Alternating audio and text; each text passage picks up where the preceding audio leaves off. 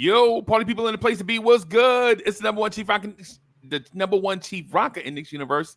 Your main man, Uncle Freezy, and I am joined by Fred out the door. What's good, boss?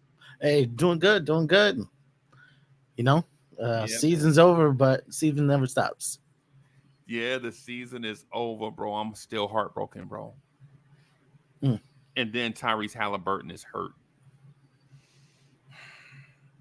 Don't it make you seem like the Knicks are they're always so close to something, yet so far away? One break this way, one break this way, and you have a whole different scenario. So, And you have a whole different scenario, bro. You have a whole different scenario, bro. So how your people doing at the Nick of Time show, bro? How's everybody doing over there? oh, we're doing good. You know,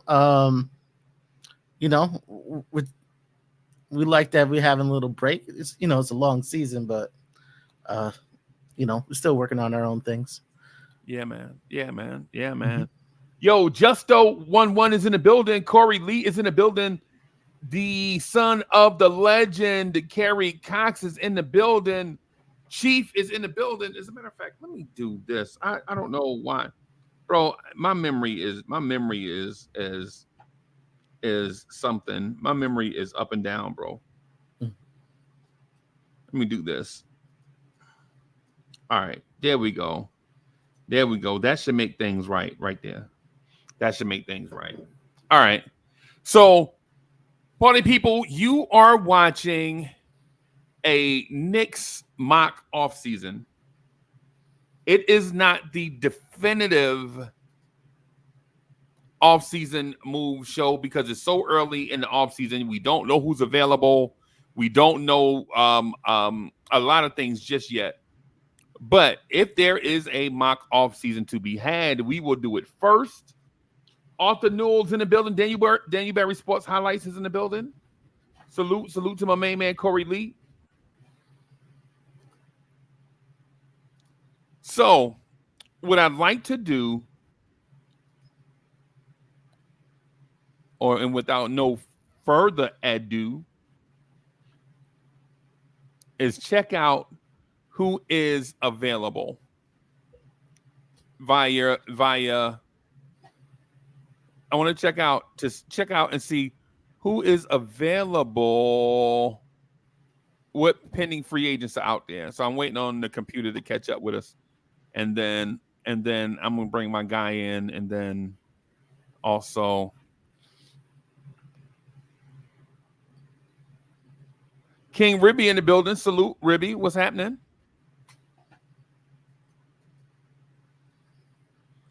All right, there we go. So let me do that.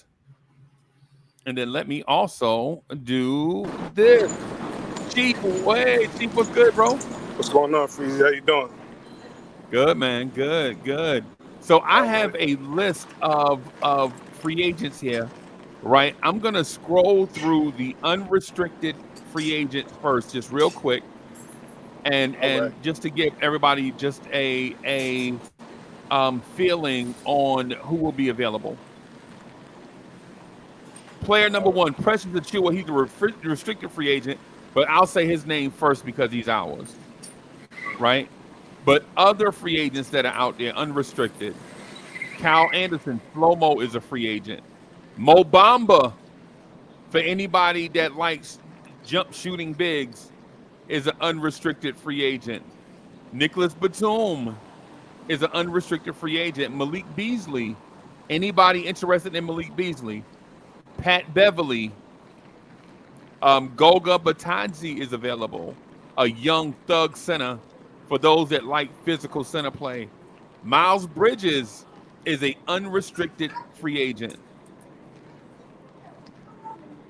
Moses Brown, Reggie Bullock, Alec Burks is an unrestricted free agent.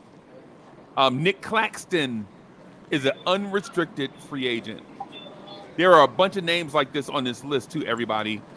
Jay Crowder, DeMar DeRozan, Spencer Dinwiddie, Andre Drummond, Chris Dunn, Usman Garuba, Danilo Gallinari, Taj is out there. Javonte Green from Chicago, the dude that killed us. Remember the dude that killed us, number 24 for Chicago? For sure. He's an unrestricted free agent. James Harden is unrestricted. Gary Harris is unrestricted. Isaiah Hartenstein is unrestricted. Gordon Hayward, Buddy Hield is unrestricted.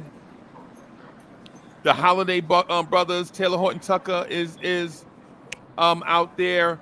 Derrick Jones Jr. is out there. The point guard from the Washington Wizards, Tyus Jones, unrestricted free agent. Just a few. I'm gonna name a few other. Kyle Lowry is unrestricted. Boban, Najee Marshall, KJ Martin.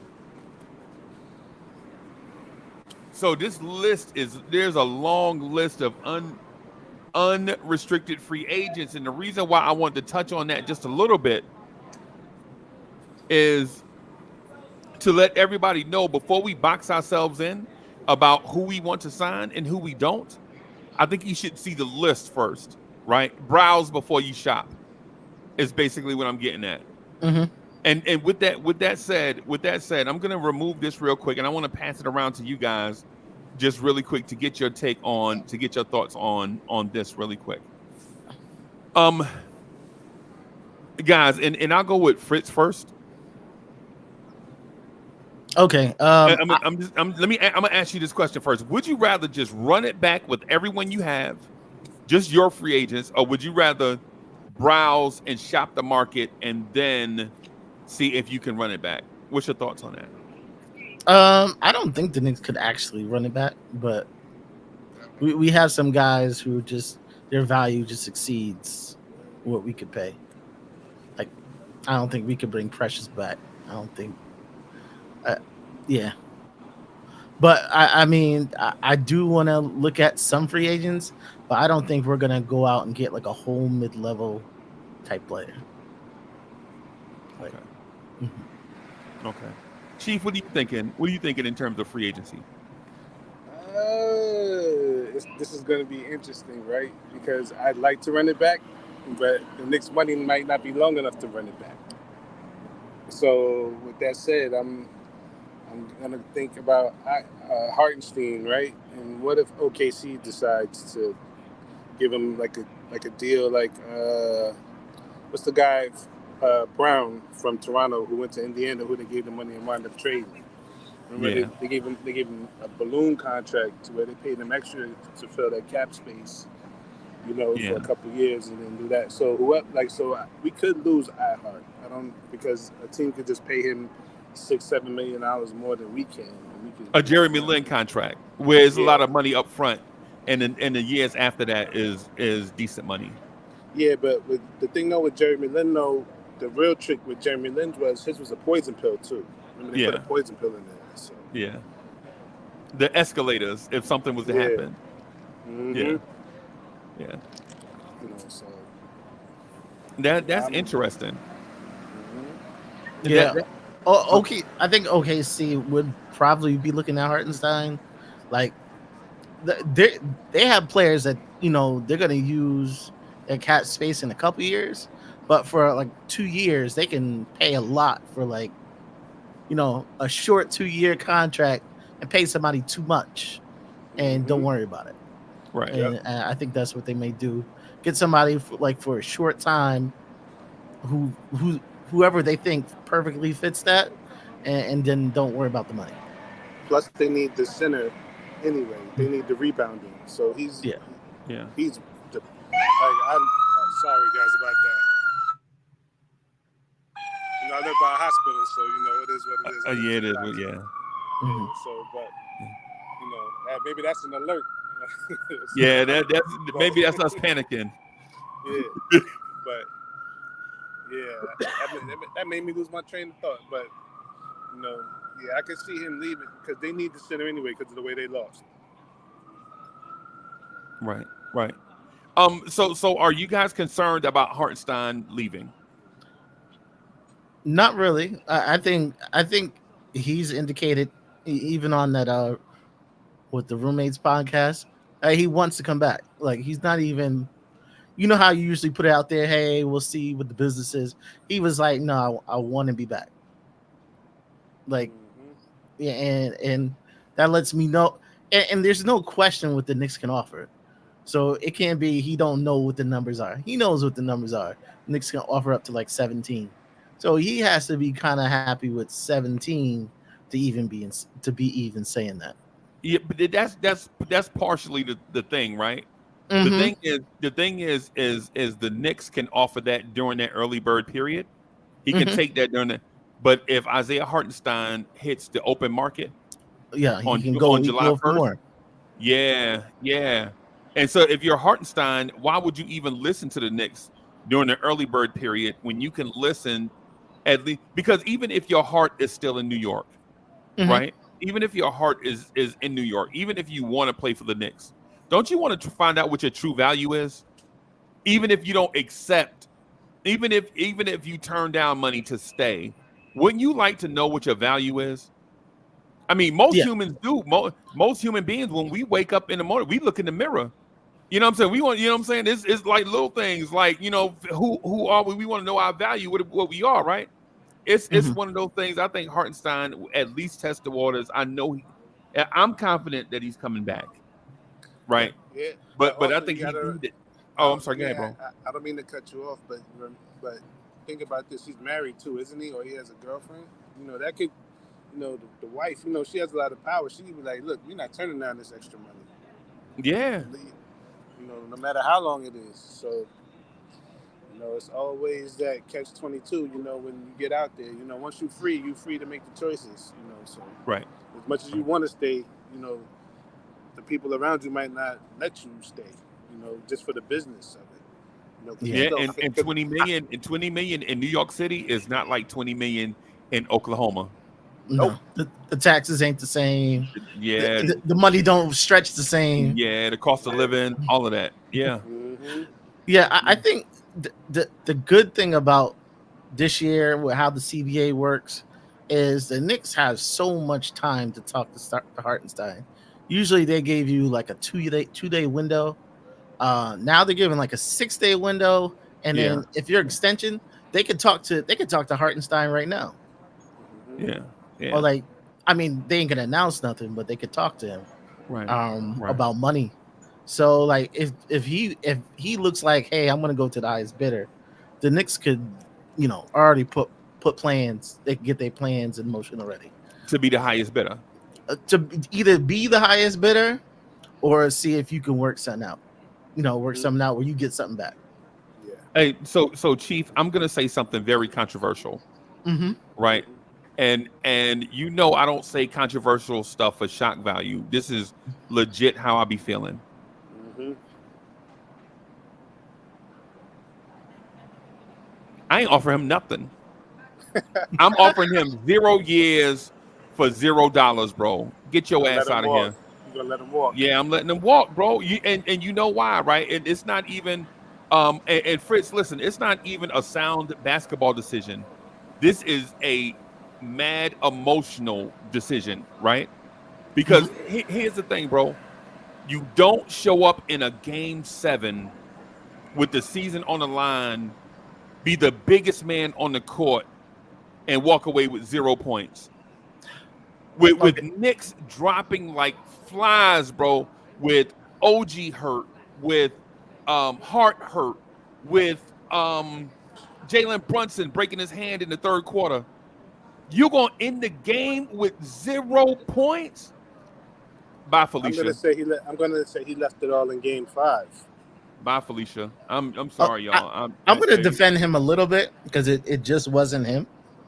And well, on that closeout game, it was absolutely like the offense. There were absolutely no cutting, and that's been Hartenstein's mo. He's cutting to the basket. He's getting that dunk. He's like the offense didn't even look like offense.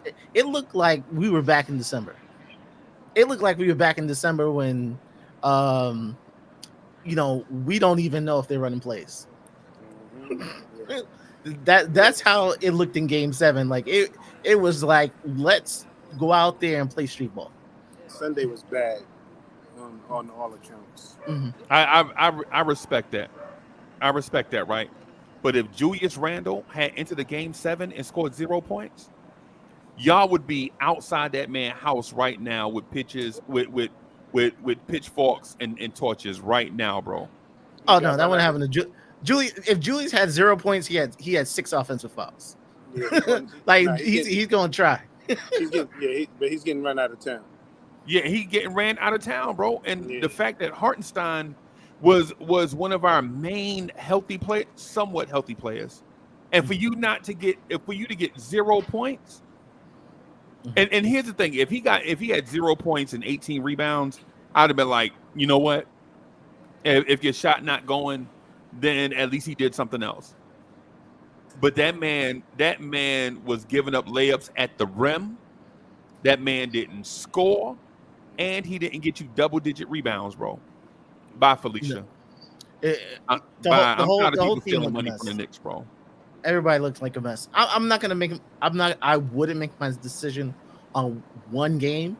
But one good thing I could say about Hartenstein, he's looked better each year. What about how about we make it on 2 games? How about we No, make it a could be that. decision based on game 6? In a game 6 in Indiana, Mhm. that man had 4 points, 7 rebounds in 33 minutes. In a Yeah, he game left it where Indiana was grabbing every offensive rebound under the sun, and Hartenstein was a bro. When they say next man up, bro, next man up means the next person in line has to step up, bro. And he left He it didn't all in look. game He didn't 5. look like himself. He didn't look like himself at all. Because Yeah, up to that point, like he was snatching rebounds. Like he was, like it was barely off the rim. And he was snatching them. Like I'm not sure if there was an injury there or something he's not talking about, but he definitely did not look like himself. bro. The whole But team didn't look good. but here's the thing though. Here's the thing. Generally, when one guy goes down, you have the opportunity to be more impactful, right? Because the thing is, what people have been telling me is, if iHeart got more touches, then you'll see his numbers look different. People are telling me that iHeart could be 18, 10, and 7 assists, maybe a block or 2, something like that. Man, he could be 18 and 10 if they featured him. But in a game 7 with Brunson out and we needed scoring, that man disappeared. That man, think about this. In the last 2 games, in the last 5 games of a playoff series, right? The last 5 games of a playoff series, right? That man scored 6 points, 4 points, 7 points, 4 points, 0 points. Yeah, his And, offense is not. I know some people say 18 points. I don't know where you get that from. He's Yeah, not. I would never consider him. No. No, No. yeah, the Hartensteiners, the Hartensteiners, they think that he's baby Jokic. No. If given time, he could be a Jokic light. They think he could be a borderline all-star if he starts for an entire season. No. He's 25, 26 years old. That's not happening. You would already seen it. And then why are we paying him $17 million a year? Because that's what the That's what the market. price. That's the market price. For the last few years, they've discounted centers, and they say, hey, you can get a center off the free agent market, the buyout market. Like, don't invest in a center. I think Centers are like running backs in the NFL. Yeah. Right. Until the last 2 years, now you got Embiid dominating. You got Jokic dominating. Now you have to plan for those guys, because those are the guys who are going to be in the thick of it. Those are the guys who are going to go to the finals. So you're going to need a guy to play those guys. And basically, if you don't have a guy to play those guys, you're done for. You're done for. I'm not even gonna lie to you, bro. Y'all know I like Hartenstein, man. It's the light skin love thing, man. It's the beige brothers unite, right? Me and Hartenstein and others, right? But my thing is, bro, you got to show up when we need you, bro. When we need you is when I need for you to show up, not just show up in a Sunday afternoon game in Charlotte. Nah, bro, we need you when we need you, bro. And he No, proved to me that in the most crucial time when we needed him the most, he okay. didn't come through. Oh, the one thing he can say is he can say name someone better you can get. I don't know who else. I don't Yeah, who's know. available? What I'm saying is I think we can draft a center that can get us 0 points and 8 rebounds. Well, you're right about that because Tibbs not gonna play him anyway. Tibbs ain't gonna play. Yeah, yeah. I mean, I think you can draft that guy, right? And I'm not throwing. And listen, I have a thing about Mitchell Robinson too, and Mitch is my heartstring, bro. You Mhm. know what I'm saying? Like when people talk about Mitchell Robinson, yo, I be wanting to fight on sight, bro. So they say something about Mitch, I be angry on sight, right? Mhm. But how many seasons are gonna end with Mitchell Robinson on the injury report? This will probably be his last one because I don't think he's gonna be back with the Knicks next season. Also, He's his like his value. There's a point where people believe in you, and then there's a point where that turns. He's at that point where it's almost about to turn. Like you may want to get off this asset before this asset turns. So Yeah. I think it may be that point where he may not be any more valuable than this point right now. And and furthermore to extend the point just a little bit more, Mhm. why would I pay the center position $35 million to get 10 points and 14 rebounds? Well, it's the one position where every night we knew we probably had the advantage. It's probably the one position outside of Brunson every night that hey, you know what, we're good at that position. yeah, we have 48 minutes of constant rebounding and Mhm. and constant defense. So that's worth the $30 million. And when you think about it in terms of percentage of the cap, $30 million to 150 or 100, what's that, a fifth? Like So what's that? Like 18% of the cap, something like yeah, that? so Yeah, that's kind of light and work. also, and we're a small team, so Mm-hmm. like if there's an advantage to be had, we need that advantage because we're coming out short every night. We're But the coming thing out about short every night. okay, so two things real quick. Hmm. The 48 minutes of rim protection, how Hmm. did that look in the series against Philadelphia and Indiana? It didn't look good because this is my philosophy. I think you need two-way. My philosophy is you need two-way guys at every position. That's the way the NBA's going. That's how I think. So for me, you're gonna need a guy that can play some offense and some defense, and that also means stretching the floor. So that's why I would expect those two to be gone next year. Because Miles Turner and Joel Embiid just gave him fits. They couldn't do anything with them. You couldn't do anything with it, right? Our strength was our weakness, basically. We had said that was our strength. That's the justification for keeping Hartenstein, Sims, and Mitchell Robinson, and then the playoffs start, and it wound up being our Achilles heel. Yeah. Obi Toppin never caught a body in his career until he dunked on Hartenstein. That lets you know how feared Hartenstein was in the play. Bro, he got dunked on by Obi Toppin. Obi Toppin has one body, and that's Hartenstein. That You could lets you say, know how much Indiana feared our interior defense, bro. you could They say they that challenged us. They challenged. They Obi challenged us. Toppin, one of the softest guys that was on the team, and that's one of the reasons why he's not here. But yeah, he was. I don't know. Right. I'm not gonna disrespect Obi. I'm not gonna disrespect Obi like that. Calling him soft ain't not disrespect. He's just soft. Nah, that I don't ain't think he's soft. I don't think he's soft. I think he does what he does. You just can't change the stripes. Like he's an offensive player. There's plenty of just offensive players in the league. bro. I There are just plenty of just offensive tough players too, yeah, Yeah, he don't right? rebound either, so that's why But it's he don't another. rebound either. Yeah. no. So that was my thing on Hartenstein, right? Instead of this is me late May, since still hurt by the playoff loss, saying I would rather take that money that we're paying the centers and give it to DeMar DeRozan. I still need the center though. Who you replacing them with? That's the thing. I just told you I'm going to draft a center and then get another one off the scrap heap. You're gonna take our money from our centers for a backup player who's gonna get in the way of Josh Hart. Who's the backup player? DeMar DeRozan. Nah, he's starting. I'm bringing Dante off the bench. So your bench unit. Think about your bench unit first, though. Your bench unit. You're gonna crowd the floor for your starters, though. Because he can't shoot. He hits threes, but he really can't shoot. Yeah, Dante's whole advantage was, if you double Jalen, he's gonna make you pay. He's gonna at least shoot it, and DeMar doesn't give you that. DeMar, amazing player. Like I don't get the knock on him, but just that he's gonna shoot it on you if you double Jalen. That isn't there.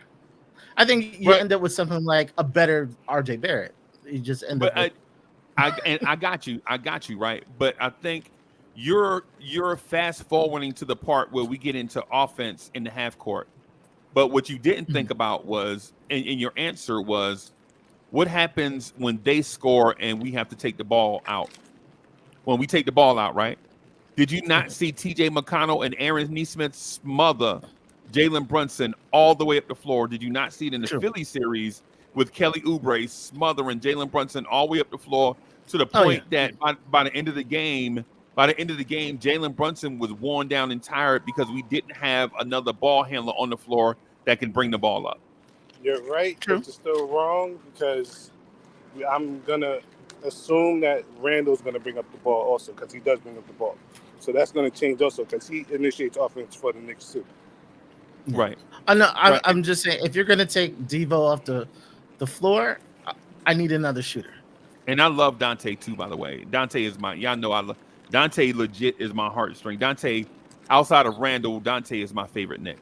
Right. Yeah. But the thing is this: when Julius Randle brings the ball up the floor, you get uneven Julius Randle. We know that because before we got Jalen Brunson, when Kemba and Elfrid Payton were our point guards and Randle was bringing the ball up the floor, you never knew what kind of Randle you were going to get from night to night because his legs wasn't there at the end of the game. But I don't like it either. But I'm going to interject and say that he didn't respect those guys, so he was going to do that anyway. I think he respects this. I think he respects these guys enough that he knows, and he got to sit down long enough that he's going to give up the ball because he's going to get it back anyway. But why why risk it when you could just go get another guard to help with the ball handling duties? Oh, that's a definite. But I want him as my backup. I don't want him starting in front of Dante. Okay. Duly noted. Right. Let's put a pin in that right there so we can, because I think we went from Hartenstein to that, and what I wanted to do was just stay on the free agent thing real quick. Mm-hmm. So with the free agents, are y'all okay? Are y'all okay with running it back, or are you going to explore the market?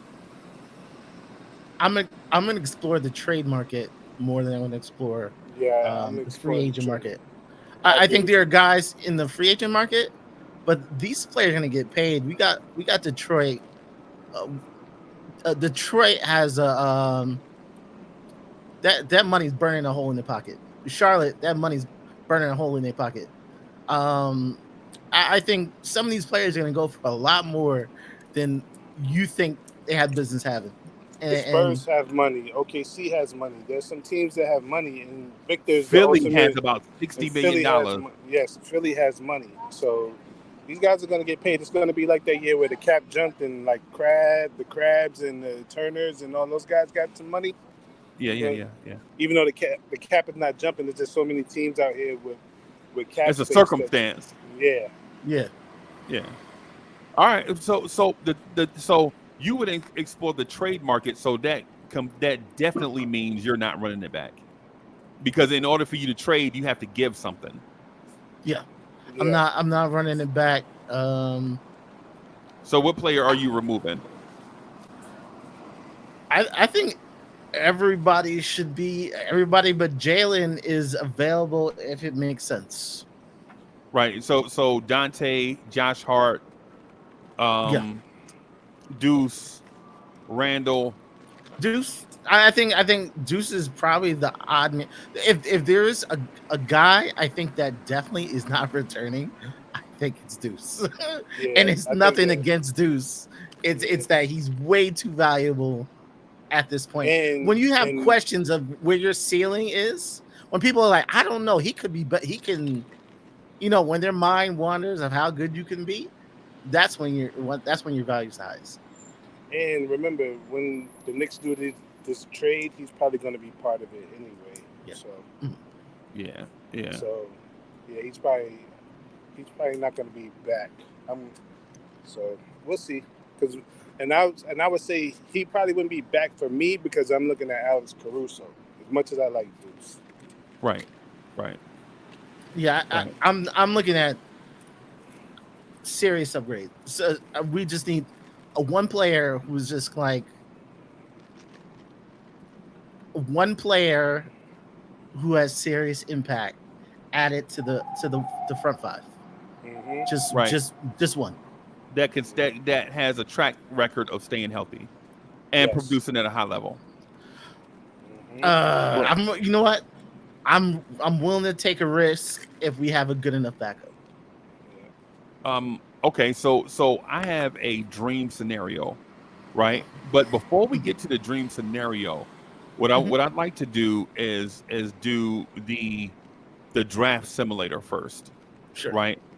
Do the draft simulator to see who the Knicks can get, and then we can briefly talk about um,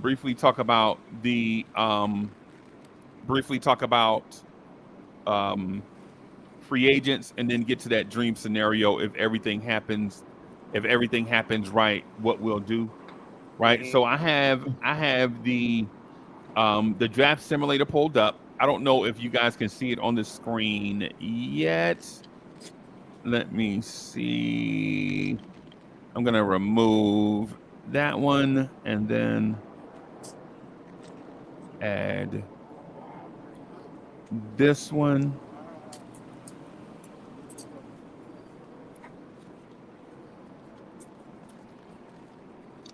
Can y'all see this? Okay.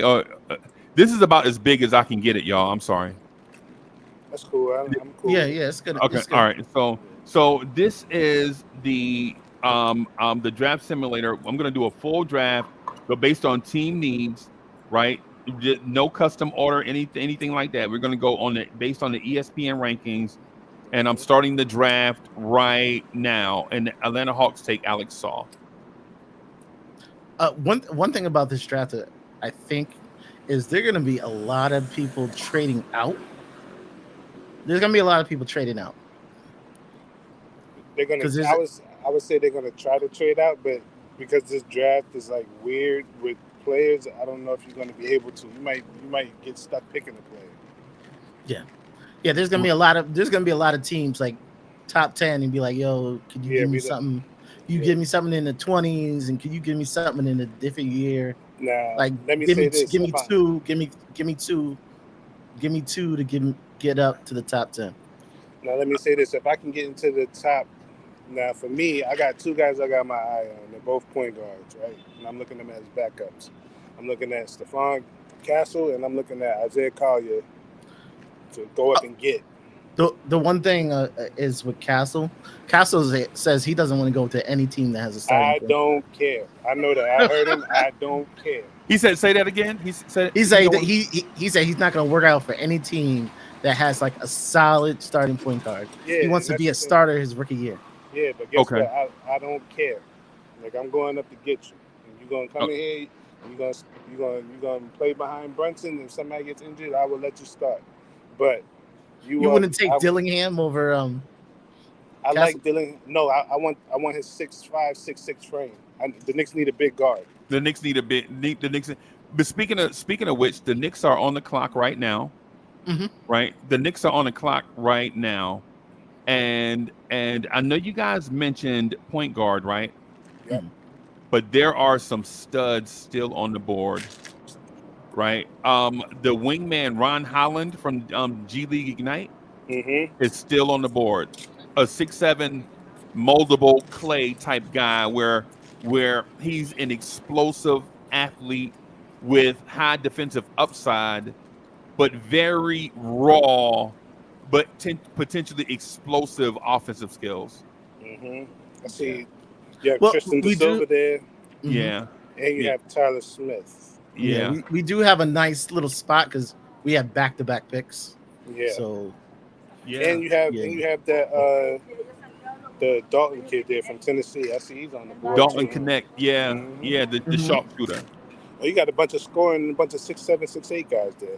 Yeah. Yeah. If it came down to like Tibbs making the pick, I tell you he would go for Kevin McCullier. If Tibbs was making the pick, Kevin Right. McCullier would be his pick. Yeah, All right. he So would, but I wouldn't pick him. But I can see that he's gonna take Tibbs is gonna take the senior, right? Yeah, he's gonna take Right. I wouldn't take him, but that's what Tibbs would do. I would take probably. I got 2 picks, so I would take Smith and Da Silva probably. I tell you what I think Leon Rose is gonna do. Leon Rose is gonna talk to Tibbs. He's gonna be like, Tibbs, I got all the guys you wanted, right? All the guys you wanted me to get, I got all of them.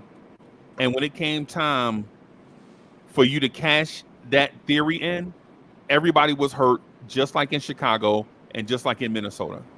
Yep. And I'm not saying that injuries are an excuse. That's not what I'm saying right now. What I'm saying, if I'm Leon Rose, I'm thinking about the future of New York Knicks basketball, Yep. right? And not thinking about who Tom Thibodeau may like or dislike. Yeah, one of those guys has to be a development guy. I don't mean to cut you off, but Yeah. you got to think about one of those guys has to be a development guy. Right. See, and the reason why I'm taking this stance, if I'm Leon Rose, is because our development guys right now are named Daquan Jeffries, Dwayne Washington Jr., Jacob Toppin, Charlie Brown Jr. These dudes are 24, 25, 26, 27 years old. And they all No. need to go. Right. Yeah. And so We need somebody on the deuce plan. We need somebody on the deuce plan. Yeah, and instead Yeah. of because the thing is, in order for us to have money in free agency, right? In order for us to have money in free agency, then we have to consider the top 9 part of the rotation set, Yep. and then maybe add guys. But the back end of the roster has to belong to the front office. Yep. It has to be Right. some rookies that you're thinking about 2, 3, 4 years down the road. When Right. these guys are probably going to be you're hoping that these guys develop to the point where they push some of these guys out. You can kind of maintain your culture. Yeah, yeah. And you don't have to have a bunch of those guys, right? But right now, you don't have anybody. I think right now on the roster, I think Deuce McBride might be the youngest player at age 23. Yeah, he's the last of the kids to go. He's the last one here. Last one left. Yeah. And so with that said, I'm gonna be a little presumptuous, right? What I'll do is whoever you guys, I'll make a deal with you. I'll put it this way: you guys pick the first and the most important pick, and then I'll pick that pick in the second round pick. Y'all okay with that? That's cool. Fridge, you okay with that? Yeah, I'm okay. Because I have a pick. I think I have a pick, bro. That I don't think. Could you move it down just a little bit to see if there's just a couple more picks to see who else is available? Justin Edwards, Ryan Dunn. That's my sweetheart pick right there. Okay. Who can't shoot though? Yeah, I know, but I don't want him to do that. I just want him to be. Play defense. I want him to be OG Anunoby. So as soon as OG gets hurt, you slide. That's the dude I was gonna pick. As soon as OG gets hurt, I'm sliding Ryan Dunn right into his spot. Right, just a dog off the rip. I think Ryan Dunn, and I know this is presumptuous, but I think Ryan Dunn is gonna be Jimmy Butler.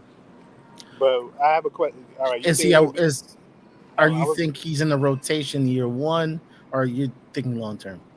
I think right now, and I want to. Well, let me do this before Ryan Dunn. Before I make my Ryan Dunn pick. Y'all pick who y'all want real quick, and then we can discuss that one, and then I'll discuss the Ryan Dunn pick. Y'all okay with that? Which guys are y'all favoring? Well, I know he wanted McCullough, right? But I He think said I no, think he said McCullough. I think McCullough would be if Tibbs was like the person pulling the strings. I think McCullough would be the person he would yeah, pull strings. I wouldn't take him. I'm taking Connect because he's like 6'7", 6'8", and the Knicks always need some guy that can get a bucket. The Knicks always have a lack of scoring. That Connect, he can score, yeah, yeah. and My he's only 6'8". my only thing with him is and I'm not knocking your pick. My only thing with him is what is your team going to look like with him and Bogey on the floor at the Bogey's not same gonna time? be here. Crazy. Okay, okay, okay, That's how I'm gonna get okay, my backup point guard. okay, okay, okay. So Fritz, what are you thinking? So you're thinking McCullers? Um, I think that would be a Tibbs pick.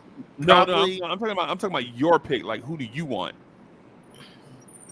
Wow, not a lot of names. I would try to trade down, but Furphy probably. That's a good pick. Yeah. Hey, that's the kid. He's big, right? Yeah, he's 6'9". Yeah, he's the 6'9" guy. Yeah. So what is he? Oh, so I have his information up here, right? So the Furphy kid, I think y'all are thinking he's going to be Christian Brown, but he's one of the best No. shooters in the class. Yeah, I don't think. Good playing off the ball, good athlete, puts a lot of effort in on both ends of the floor, gets a lot of rebounds, solid defender, moves well, moves his feet well. Mhm. Okay, okay, okay. So you wanted so Furphy is your 3-and-D wing, is basically what you're saying. Yeah, shooter. Like, yeah. Okay, okay. Whew, I don't know, bro. I don't know. Both of y'all have me so. You know what? How about I do this? How about I concede my pick? I want to slide my pick. I give my pick to Chief, and then I'll just pick at 38. That way, y'all can get who y'all want. Y'all okay with that? Okay, so you picking. So Fritz is picking Furphy, right?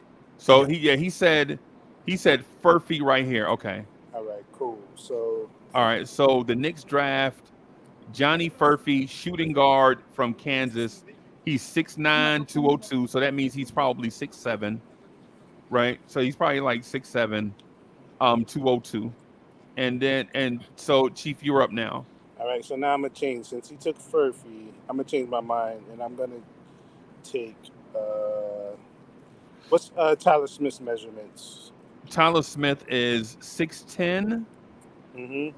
So and Tyler Smith is 6'10", and he's a great 3-point shooter, solid off the ball, shot creating upside, He's a solid rim lefty too, protector. right? Huh? He's a lefty too, right? I don't know. I think he's a lefty. I think I'm gonna take him because I think he's gonna be. I think he's gonna be. I'm gonna take him. So he's going to be like your Cam Thomas. He's Tyler Smith, right? Yeah, I'm gonna take Okay. Tyler Smith. Okay. He's a night kid too, right?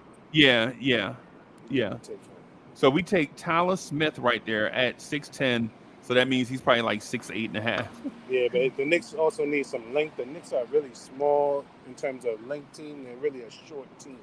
Like Fritz Right. said, I don't like the size of the Knicks. Okay. All right. Need some size and some length, some height.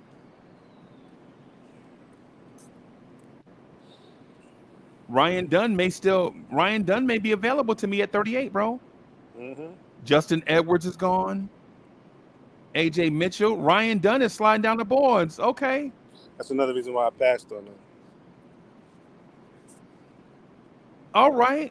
2 more picks. 1 more pick. Can he make it? He made it. All right, Ryan, did y'all already know? Oh, Ron Holland is still on the board. And Connect is still on the board. And Connect is still on the board, bro. But you know who I was holding out for? I was holding out for that kid, Baba Miller. I think he's going to be Jonathan Isaac. I think Baba Miller is going to be a healthy Jonathan Isaac. But with this pick, I almost feel like I shouldn't make this. I feel like I shouldn't draft Ryan Dunn because you guys drafted 2 wing players, right? And the thing about drafting 3 wing players, all of them 20 years old or younger, Mhm. um, they're probably going to be pigeonholed or bottlenecked for one spot. But let me interject and say that he Dunn would probably be the plug and play guy. Like you can plug him in and let him do what he does, while the other guys might take some time. Right, So right, you right. can get him some minutes. Like you can get Dunn minutes. Right now, yeah, Just on the defensive on the side. right. You wouldn't- Okay, okay. So here's the thing. Here's the thing about Ryan Dunn, right? Here's the thing about Ryan Dunn. I think as soon as he gets drafted, he's a 90th percentile defender in the NBA. As soon as he gets drafted, right? As soon as he gets drafted, he'll be a better defender than Dante DiVincenzo and Josh Hart off rip, right? The difference between those guys and him though is they can do other stuff at a high level, and Ryan Dunn can't. Right? You're only bringing him in to be a defender. Don't ask him to shoot. Don't ask him to rebound. Don't ask him to do anything else. But if you need somebody to guard Jaylen Brown for 8 minutes or so during the game, Ryan Dunn is your guy. It's kind of like the guy Ben Shepherd from Indiana, where you don't ask him to do anything except guard Dante and Jalen Brunson.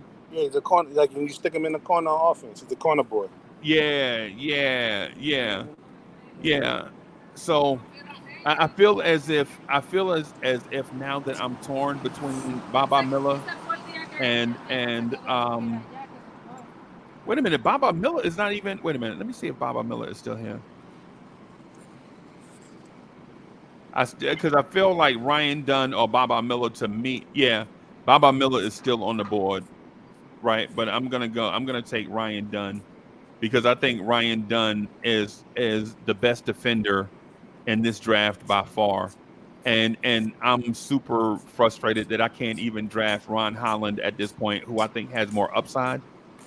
But I don't know if Tibbs will have the patience with Ron Holland like he would Ryan Dunn, who I believe is going to be a Jimmy Butler type player,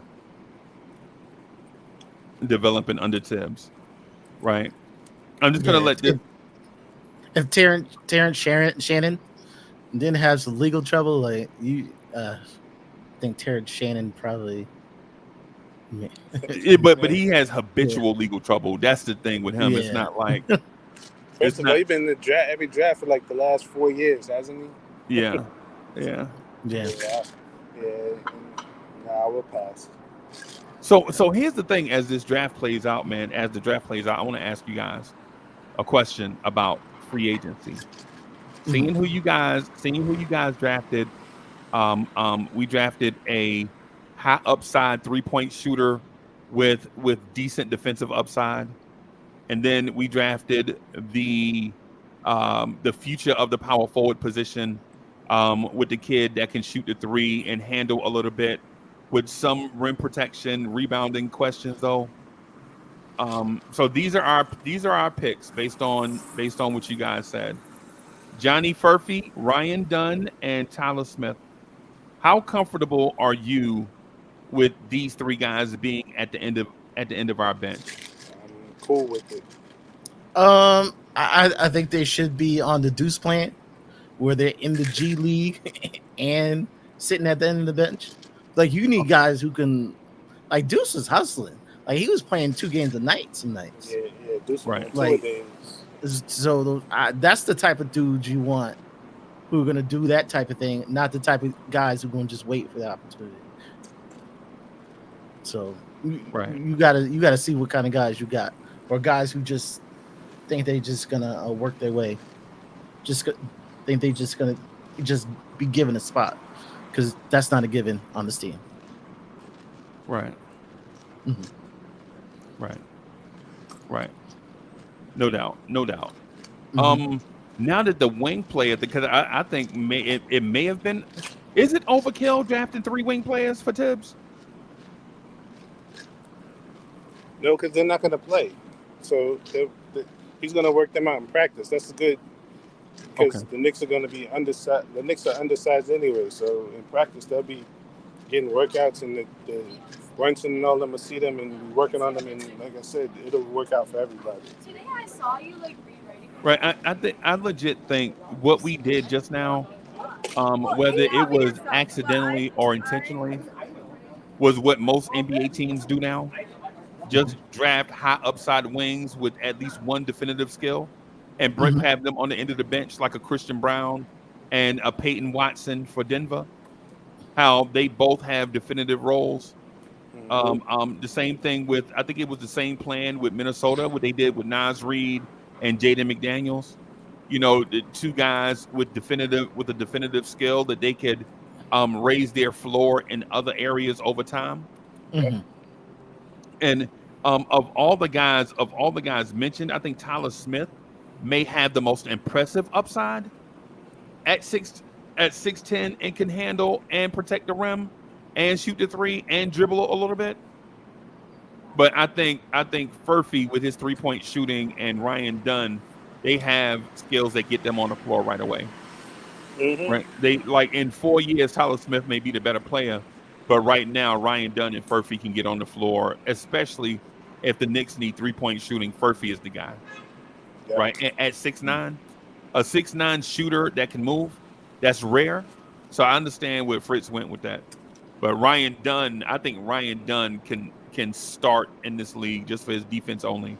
He'll be a Lou Dort type guy from day one, in my mind. And I drafted our Randall replacement just in case they decide to, a couple years down the road. Yeah. All right. With that said, now since we drafted wings and wings and things like that, we didn't draft the center. Does that mean we're keeping Isaiah Hartenstein? I would. Or do you go to free agency and weigh between he and Nick Claxton? Um, I think Nick Claxton gonna get more money than the Good. Knicks can afford. yeah, I think Claxton's going to get even more than Hartenstein. Yeah. I think he might be in the 20s, like Yeah. low 20s, starting at low 20s. Yeah, I wouldn't be surprised if he got like a 4 for 100 though. Yeah. How do you guys feel about Jonas Valanciunas? I wouldn't mind him. But he's funky. His defense though. His defense. Tibbs would. I don't think Tibbs would deal with his defense. Like offense, like I think he would do wonders offense, but like defense, I don't think Tibbs would put up with that. Where's Steven Adams? He's Houston. still out. He had a devastating injury, so he might not be back till what, mid-season? Yeah. Maybe Yeah. Fritz, is it mid-season? I might be He'll be calling back that. I early might in be the calling. season? I might I'm be not calling sure. the I'm not sure Rockets. what part, but didn't Houston? He's on Houston, right? Yeah, that's why I'm calling But the Rockets. Yeah, I think Houston got him on purpose. Like Yeah. they have plans for him. No, I think their plan was mentorship for the Yeah. center that they already have. Yeah. So I think it's going to be Sengun with him being the mentor. I think they're going to try to keep him around for a little bit. Okay. So it's Hartenstein it is then, right? Yeah, I guess Yeah. we're stuck with him. Yeah. We'll see Yeah, what as he long does. as it comes within the 17. Yeah. We're not moving players. We're not moving players around to make sure he stays. I'm cool with it. Okay. All right. What are your thoughts on Kyle Lowry? I think he's staying in Philly. I think he went to Philly for cheap this year, so that he could dip into the money this year. Mhm. Right. Mhm. Okay. So you think Philly's gonna give him the bag this year? The 37-year-old point guard. Yeah. More than most people would give him. Well, hey man, by all means, yeah. knock yourself out, Philly. Mhm. Right. I think Is backup point guard a point of contention with you guys? Yes.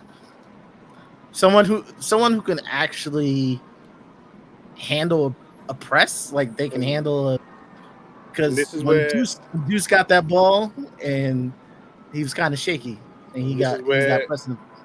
And this is where I'm making that phone call to Portland. How much you want for Malcolm? And that's where that's where the bogey contract comes in. Because they both make the same amount. Okay. And I give him a pick. Because he can score. Because the thing is that he's going to get you 13, 14 a game. He can score just as much as Bogey can. You know, Bogey's going to give you the spacing, but he can still get his 13, 14 a game, and you could play him next to Brunson at the same time. Like you can interchange everybody at that point. Right. But is that okay? And he's 6'5". No, like it's not a bad move, but if the Knicks did that and that was technically their big move, I think everybody would. I think everybody would lose it. They probably would, but they probably would lose it if that was their big move, or that's what you know. That's what I would expect from them. I wouldn't expect their big move to the trade deadline because you know they have to analyze and see what things go on, and you know that's when they make that move in the end of December, early January to the trade deadline. So for them, so this would be my thing over the summer.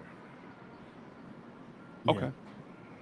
Yeah, I'm probably aiming higher, and it's nothing against, and it's not a bad move. Like, it's not a bad move. If you're looking to just fill in where some of our deficiencies are, that's not a bad move. But I'm probably aiming higher. I need something to impact. Like, coming into next year, wow, we added. You know, we're legit versus Boston. We're legit versus the West. That a move that put you there. All right, so who you aiming? So who you shooting your shot at?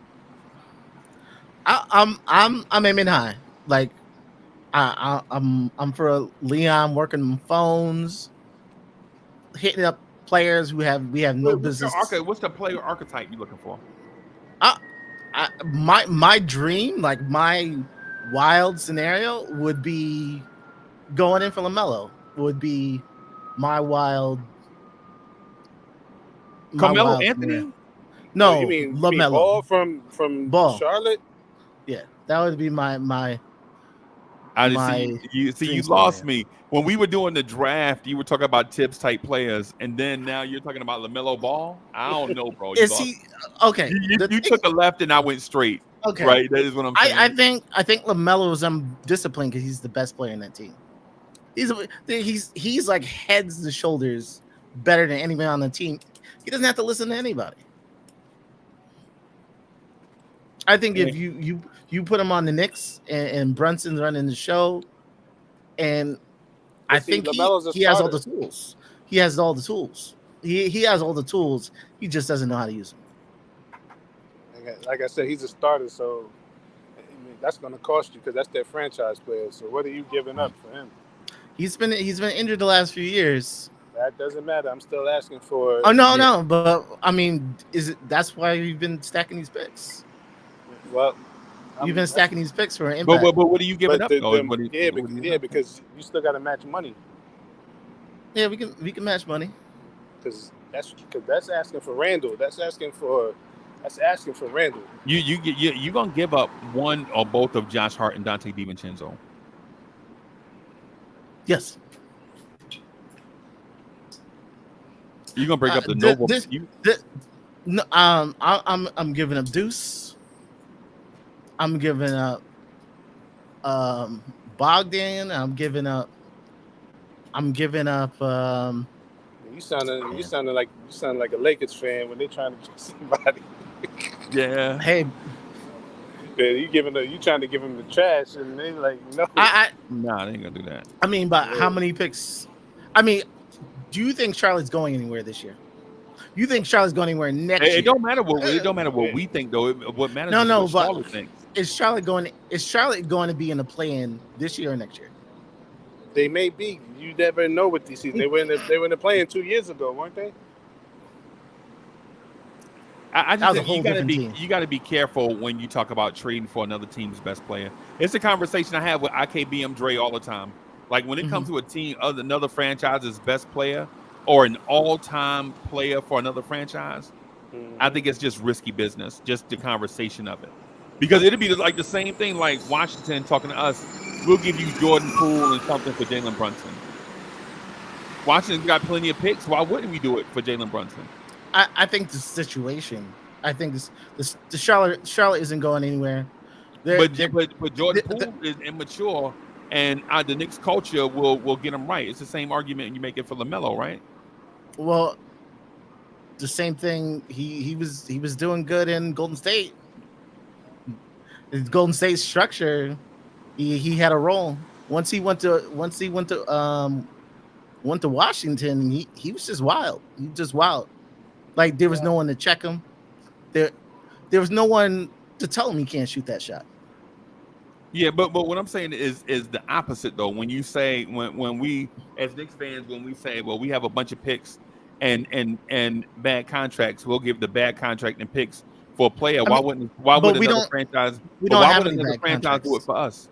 Why wouldn't New Orleans just offer the same thing for Jalen Brunson? They have a bunch of picks. I know, but our situation is different. Our situation, we're winning now. Okay. We're winning now. Charlotte's going nowhere. Charlotte, they're looking for a direction. See, I don't know if LaMelo's a win now player. He also, I don't think he's a win now player right now. Nah. On his own, no. But you're looking at the collective. What can he do for this team? What can he do for Charlotte? He's out there trying stuff.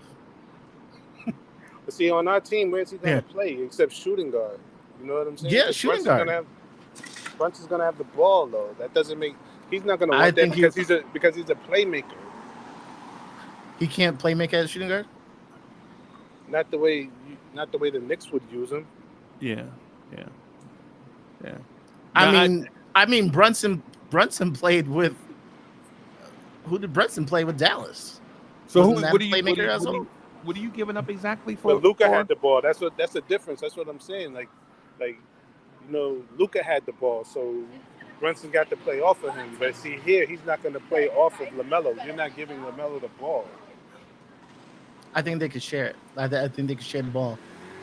And I don't think Brunson has to be the guy who holds the ball every possession to start it. Getting the ball out of his hand wasn't that what we wanted in the playoffs? Yeah, but that's why I'm talking about Malcolm Brogdon. As a compliment. I think Brogdon is the backup. Yeah, but he's still a compliment because he's still a compliment though. Yeah, he's not a starter, but he like offered you lineup flexibility. Yeah, remember how Jason Kidd and Pablo used to play together? Like they complement each other. Yeah. So LaMelo is your big offseason move. No, that's my dream. So I think Leon should be working them phones. I think he should be trying wild stuff, like shoot for the moon, behind the scenes. I don't want this stuff on the Athletic or anything, but behind the scenes, he should be shooting for the moon. And so Chief, you said Malcolm Brogdon, right? Yeah. Are you confident Malcolm Brogdon can stay healthy, bro? Yeah, that's my question, but I think he can. I think he can when it counts. Because he won't be playing the minutes because the way it'll be, because I'm figuring that Tibbs will still have Dante, just running out there and shooting and all that, So, and he's only really there for the Brunson minutes, you know what I'm saying? So when Brunson's not in the court, he's off the court unless he's hot, and got it going when they can play together on the court. Yeah, I mean that's what I think is a running back move. You're running it back, we're just patching a hole. That's where I put that. And it's not that's bad. What they want to do because to me, Deuce is a shooting guard. He's an undersized shooting guard. I don't want him with the ball in his hands. Let him run all over the place and shoot around and do all that because until he comes back with a handle, I don't want the ball in his hands at all. Really. Yeah, I think he's a Kyle Lowry archetype player, bro. Where he's not gonna sauce you up and all that stuff. He's more of an intangible guard than a point guard floor general type. Yeah, I want Deuce. I want Deuce in the tackle, but I want him scoring and defense. I want him thinking about handling and getting this guy the ball and getting Randall the ball and getting Dante the. Like, I don't want him doing all that. We just want him to be a ball mover. Period. Yeah, Just stay in the flow of the offense. Yeah. Right. But my thing with Malcolm Brogdon is, if we get to the playoffs next year and we're up 3-2 against a rival, say Chicago, say we up against a heated rival like the Chicago Bulls, right? We in the second round, and everybody, and I know people, man, Chicago ain't making the second round. Just relax, just play along. It's summertime. Just go along, just with the scenario, whatever. You know what I'm saying? And in Game 6, we're down 4, and you see OG Anunoby limp off the court, and then 6 minutes later, you see Malcolm Brogdon limp off the court. Bro, is that not the worst case scenario in Knicks' dreams right there, bro? Because you know OG Anunoby is injury prone. We know that, so we're accepting whatever we can get from OG, right? Okay, but Malcolm Brogdon? All right, but this is another question now. Is Randall injury prone? Because it's 2 years in a row in the playoffs now. It's actually 3 years in a row. Yeah, that's true. Yeah, it's 3 years in a row. Remember, he missed the end of the 2022 season when OB and Emmanuel quickly went off.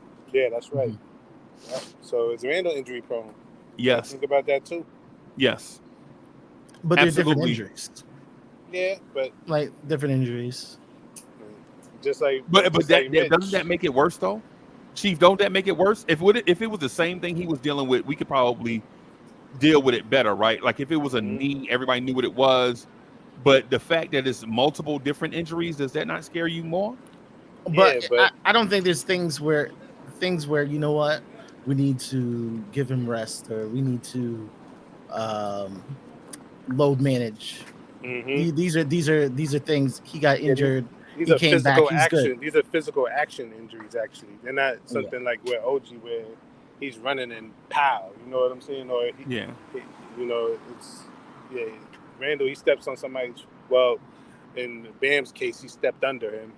Yeah, which was a dirty move. This year, but again, he was injured before that. Remember he bruised his tailbone. Remember Jarrett Allen flagrant fouled him at the end of the Cleveland series, and he had a bruised tailbone. Remember that? Yeah, and he bruised his wrist on that when he dunked on Jarrett Allen. He came back from that, was trying to play through that, and the double sprains on that one leg, and then the Bam out of body. So it was a compilation of things. But remember, Bam stepped on him in the season, though. Remember, that's why we lost him. Oh yeah, that's right. Right. Yeah, that's what I'm saying. Bam stepped under him during the season. That's why we lost him. He came back for Cleveland. He hurts himself, in the Cleveland series, and then but then again, and then this year, Jaime Hawkins taking a charge with 3 minutes to go in the game. Like, what are you doing? Like, what are you doing, bro? Yeah, like I understand, but in the end of the day, the business is y'all supposed to protect each other at the same time. I understand playing hard, but like, goddamn. Yeah, you gotta. My thing is, but my thing though is this. I think we could run it back and then add the Malcolm Brogdon thing. Yeah, that's what I'm because he makes the same money as Bogey. So, as Bogey, yeah. So they make the same dollar amount, so it's really a 1-for-1. Yeah. And if the Knicks get over the first apron, which is probably going to happen, you're going to have to do that anyway. It'll be like you can only trade 1-for-1. You can't take back less money or more money. It's got to be like even with the money. And that savings though, because Brogdon is going to be about $14 million, Bogey is going to be $19 million, so there'll be about $5 million that we save. Yeah. Right. What I would do in that savings, give them a pick. They'll be all right. Yeah, I think they'll need a pick to. You don't have to give them a pick. You know why? Because they'll cut Bogey as soon as they get him and save $17 million. Yeah. I can't. Actually, Bogey is the 26th. The 28th. You mean pick up his player option? Yeah. Because if we trade Bogey, he gets this next year. Yeah, well, if we trade, because I think what happens is you have to pick up his option the night after the draft. But if you trade him on draft night, then Portland can operate with the with under the assumption that they're only getting him to cut him. Mm-hmm. You know what I'm saying? So they could save money on basically they're a lottery team not going anywhere, and they'll be getting veterans off their books, whether it's I've been trying to look into it. I've been trying to look into it to see if it's 100% legal.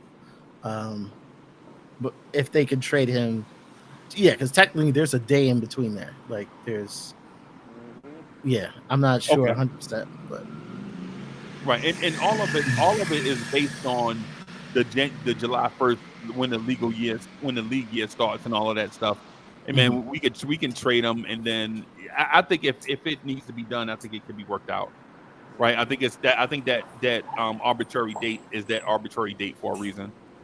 So that's my opinion. Now, hey, Fritz, I might be wrong, bro. I'm just operating. Yeah, I'll let you know. I'm gonna keep looking into it, and I'll find out for sure. But my offseason pickup is gonna be crazy, y'all. I think y'all are gonna think I'm nuts, right? But Paul George is an unrestricted free agent. Not yet. You still have to opt out. If you get opt in, he still get his 45. We tried last season. We talked to him. We talked to him last year, and he wanted more years than the Knicks wanted to give him. But this is my thing, right? He's only coming if Randall's here because that's that's one of his good friends. So you can't trade Randall for him. Nah, he unrestricted. Oh yeah, that's right. So you're gonna do a sign and trade? No, he unrestricted. We could just sign him outright. Yeah, but he wants that big check. He wants that. But the Knicks don't have the cap space. So how? Yeah, he wants that $50 million. So here's the thing. This is how you do it. Mm-hmm. You sign Paul George first, and then you re-sign OG Anunoby and Hartenstein afterwards. Oh, like sign Paul George first, and then go over the cap signing Hartenstein and OG Anunoby with the mindset that once you sign Paul George, that's it. You're not going to be doing any other moves. Now, mind you, think about what you have. Like if you sign Paul George, right, and then here's the thing. Here's the thing that's going to make it even sweeter. I'm going to talk to OG Anunoby about picking up his player option for this year for whatever number that is. Yeah, 19.9. Yeah, for 19, right? But I'm telling him to do it, knowing that I'm going to give him the super bag as an extension, right? Like, hey, yo, we was going to give you $34 million, you know what I'm saying, over 4 years or what, blah, about $36 million over 4 years. You pick up this option, bro, I'm extending you 4 years, $41 million. That's the starting point, right? You look out for us. You're well in the second. We'll look out for you. Yeah, it's the same thing Josh Hart did last summer. I know, but you're well, like doing those two things. You're so you're approaching. You know what? I'm Golden State all for it. I'm all for it. You're like in Golden State numbers. I'm all for it. But you know what went with Golden State tax bill? A championship. It's not the money. I don't think Dolan really cares about the money, but those restrictions, man. But at that point, it doesn't matter because your team is loaded.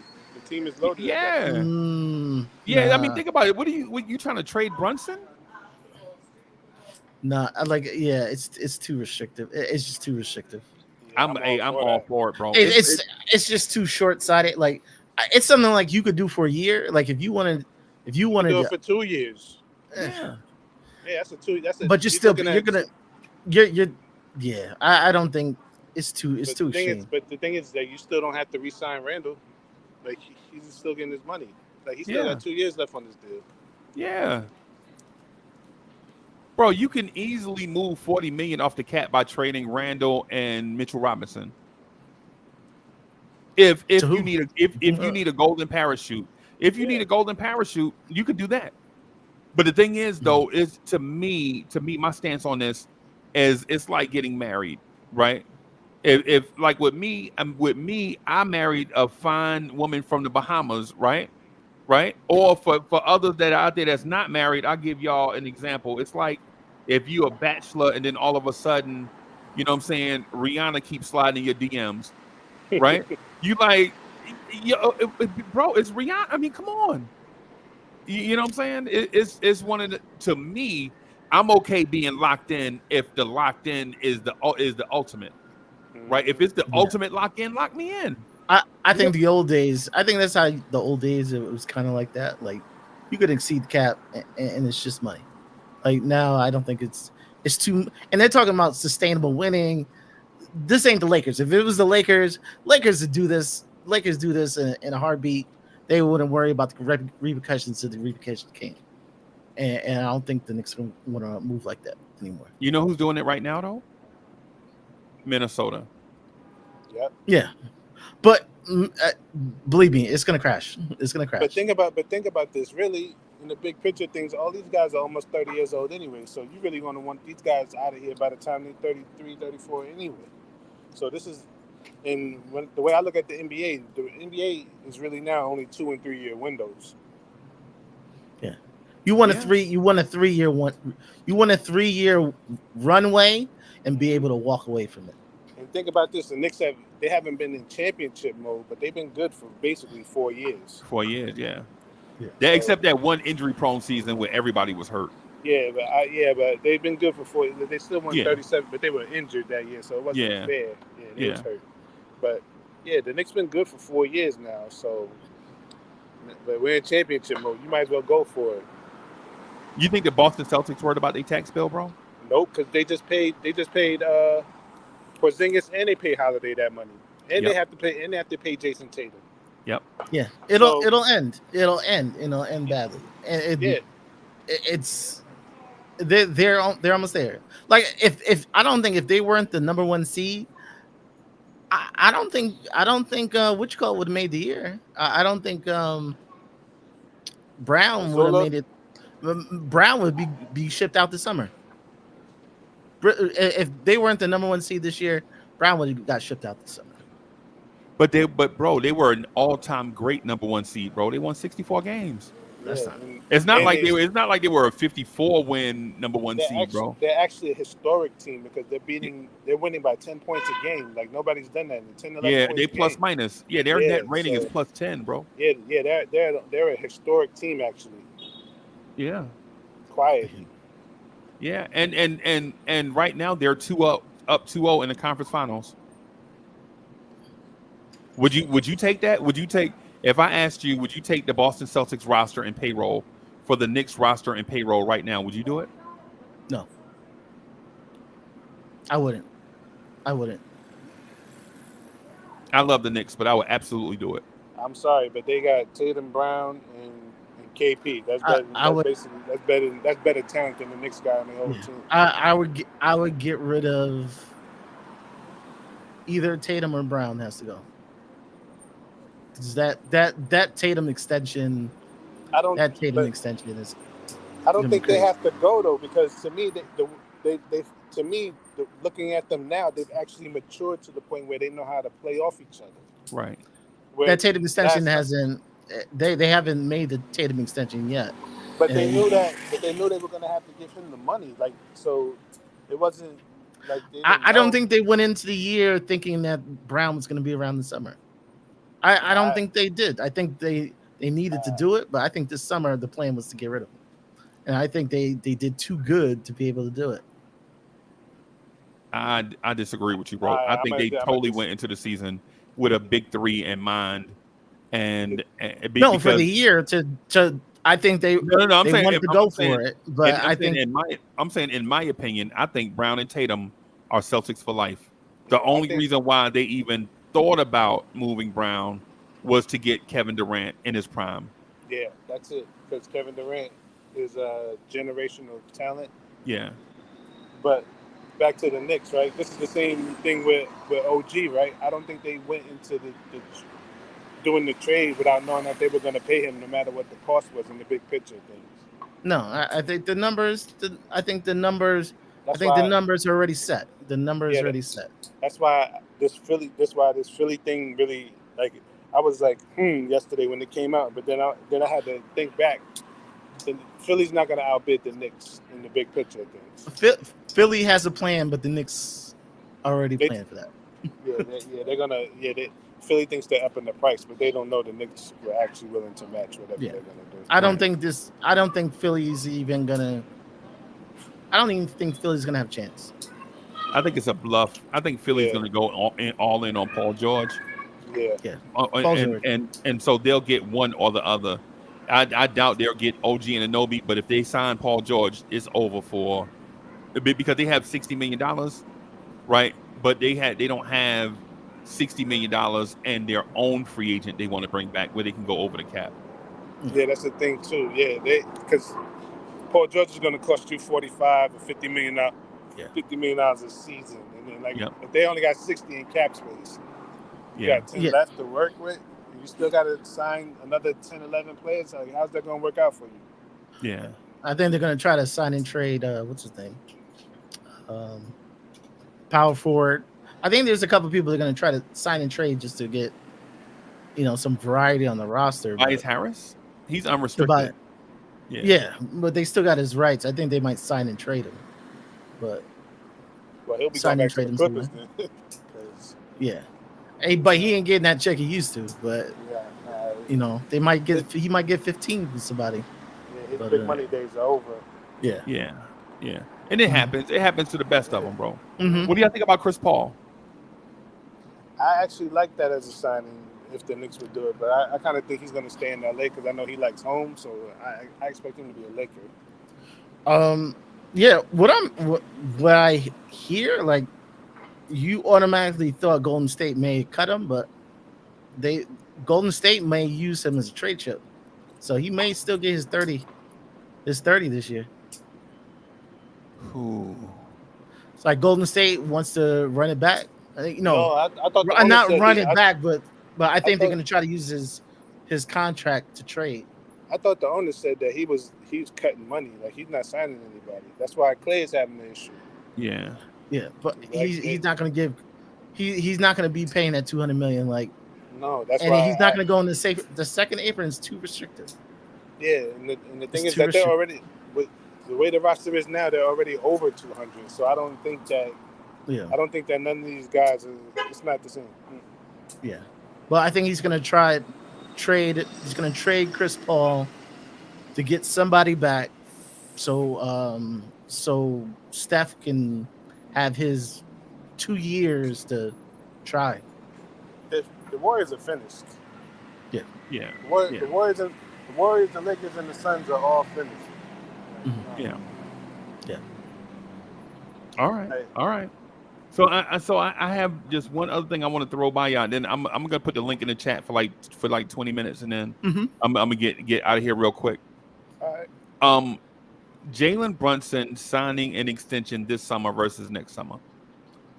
My thought on that is Jalen Brunson turning down $120 million It's crazy. just to get the money sooner. The money And- doesn't come sooner. The money doesn't come any sooner. But the money doesn't come. Yeah. The money comes at the same time. It comes at the same time. Right. No. I got you. I got you.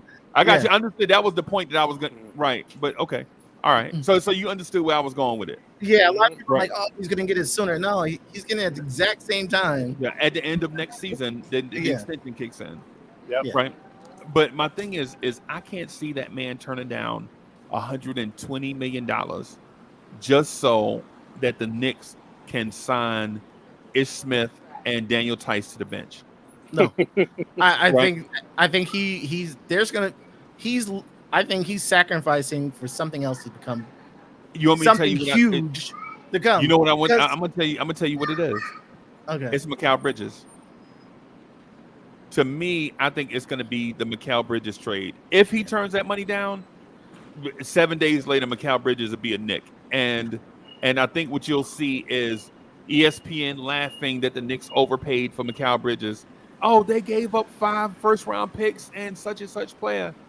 And all the Knicks will be thinking about is all the Nova boys are together for the next 5 years on a deep championship run. All right, but here's my question. He would be giving up money.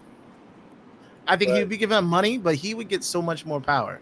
Like, My question. if he gave up that money whatever Jalen Brunson says goes. If he doesn't want this guy on his team, he gone. If he like Jalen Brunson is the guy, and I think Jalen Brunson knows he's so close to a championship. If he gets a championship, he's set for life. We know. I think he's gonna take all of. You know how Chris Paul is kind of his status in the league. Chris Paul has a certain status in the league. He got the State Farm commercials.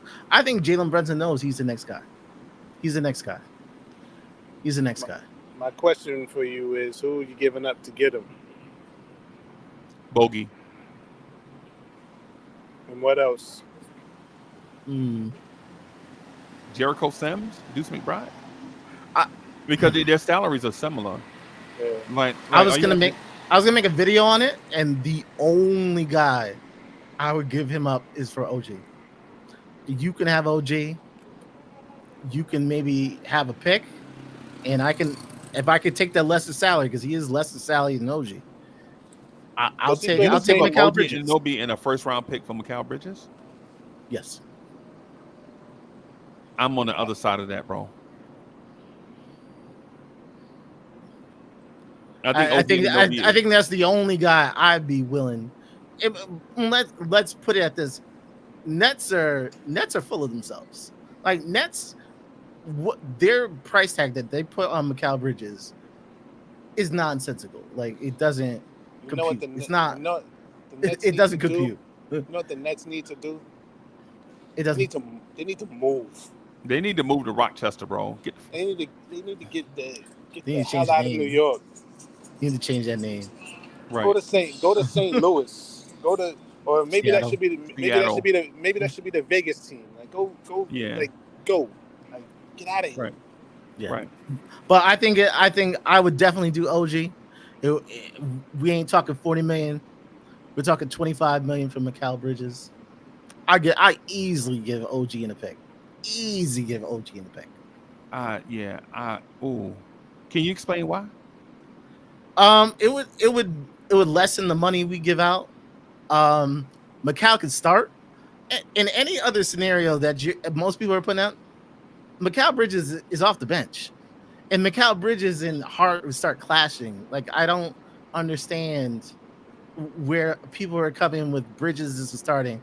So you talking about Bridges is starting, Randall's gone. No. Where's he playing? Playing the 3 or the 2. The 2, yeah. OG's here. Him and OG are interchangeable. Yeah. So Devo's gone? Devo's on the bench? Is Mikal Bridges a better player than Dante DiVincenzo? But when you think about it, Two-way? it's gonna be yeah. Two-way? I think Mikal Bridges, I don't mind him being the 3. I don't mind him being the starting 3.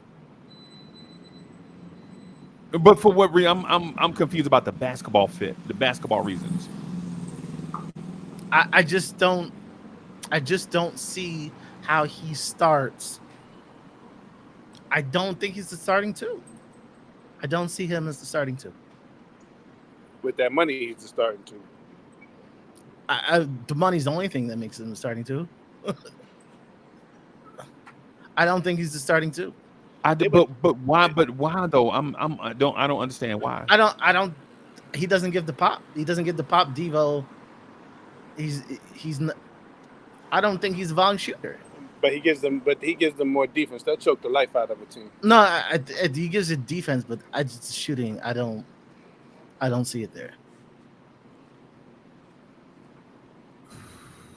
That Mikal Bridges that showed up once he got traded to the Nets, he's come back down to earth. That's because the Nets. I think that's because the Nets culture sucks. Like, it's the Brooklyn thing. But I mean, great two-way player. OG, is taller, but I wouldn't mind him being our starting 3. See, this is the problem. They should have just picked him instead of Kevin Knox. And we wouldn't be having to buy something we could have had for free. Yep. So you think, okay? I know what OG is giving us is great, but you don't even think you don't think it's you don't see any advantage. You think OG's like heads and above better than Mikal Bridges at the 3? Yes. Yeah, I think this defense is better, but I think you would put him at the 3. I really wouldn't put him at the 2. I just don't. No, what I'm saying to you is the only thing better than a Maybach is 2 Maybachs, bro.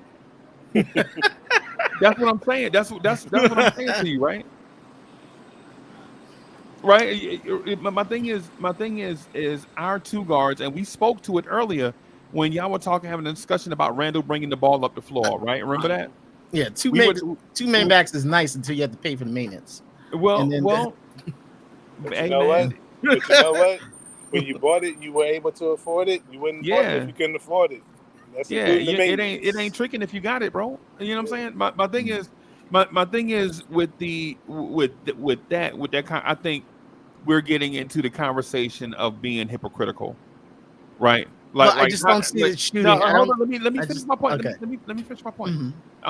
I'm saying that we're being hypocritical in a sense where we say we don't need another ball handler, primary type guy in the back court because Randall can bring the ball up, Brunson can bring the ball up, and things of that sort. And then when I say, well, if we don't need that, right, go get a guy that can shoot and defend at a high level and bring Dante off the bench. Jay Boogie was good, bro. Jay Boogie in the building. Oh my goodness, what's good, man? Hey, Jay Boogie. Jay Boogie's backstage with his camera off. What's good, Ross? Peace and blessings to you. Peace to the fam, man. Well, shout out to you, my brother. My name, his name. What's going on with everybody on this Friday? What up, Rich? What up, Hey, Free? Shout out to everybody in this orange and blue. I see y'all guys is at work like Leon. You know what I'm saying? Everybody think this is the off season. No, this is the on season. The thinking caps is on.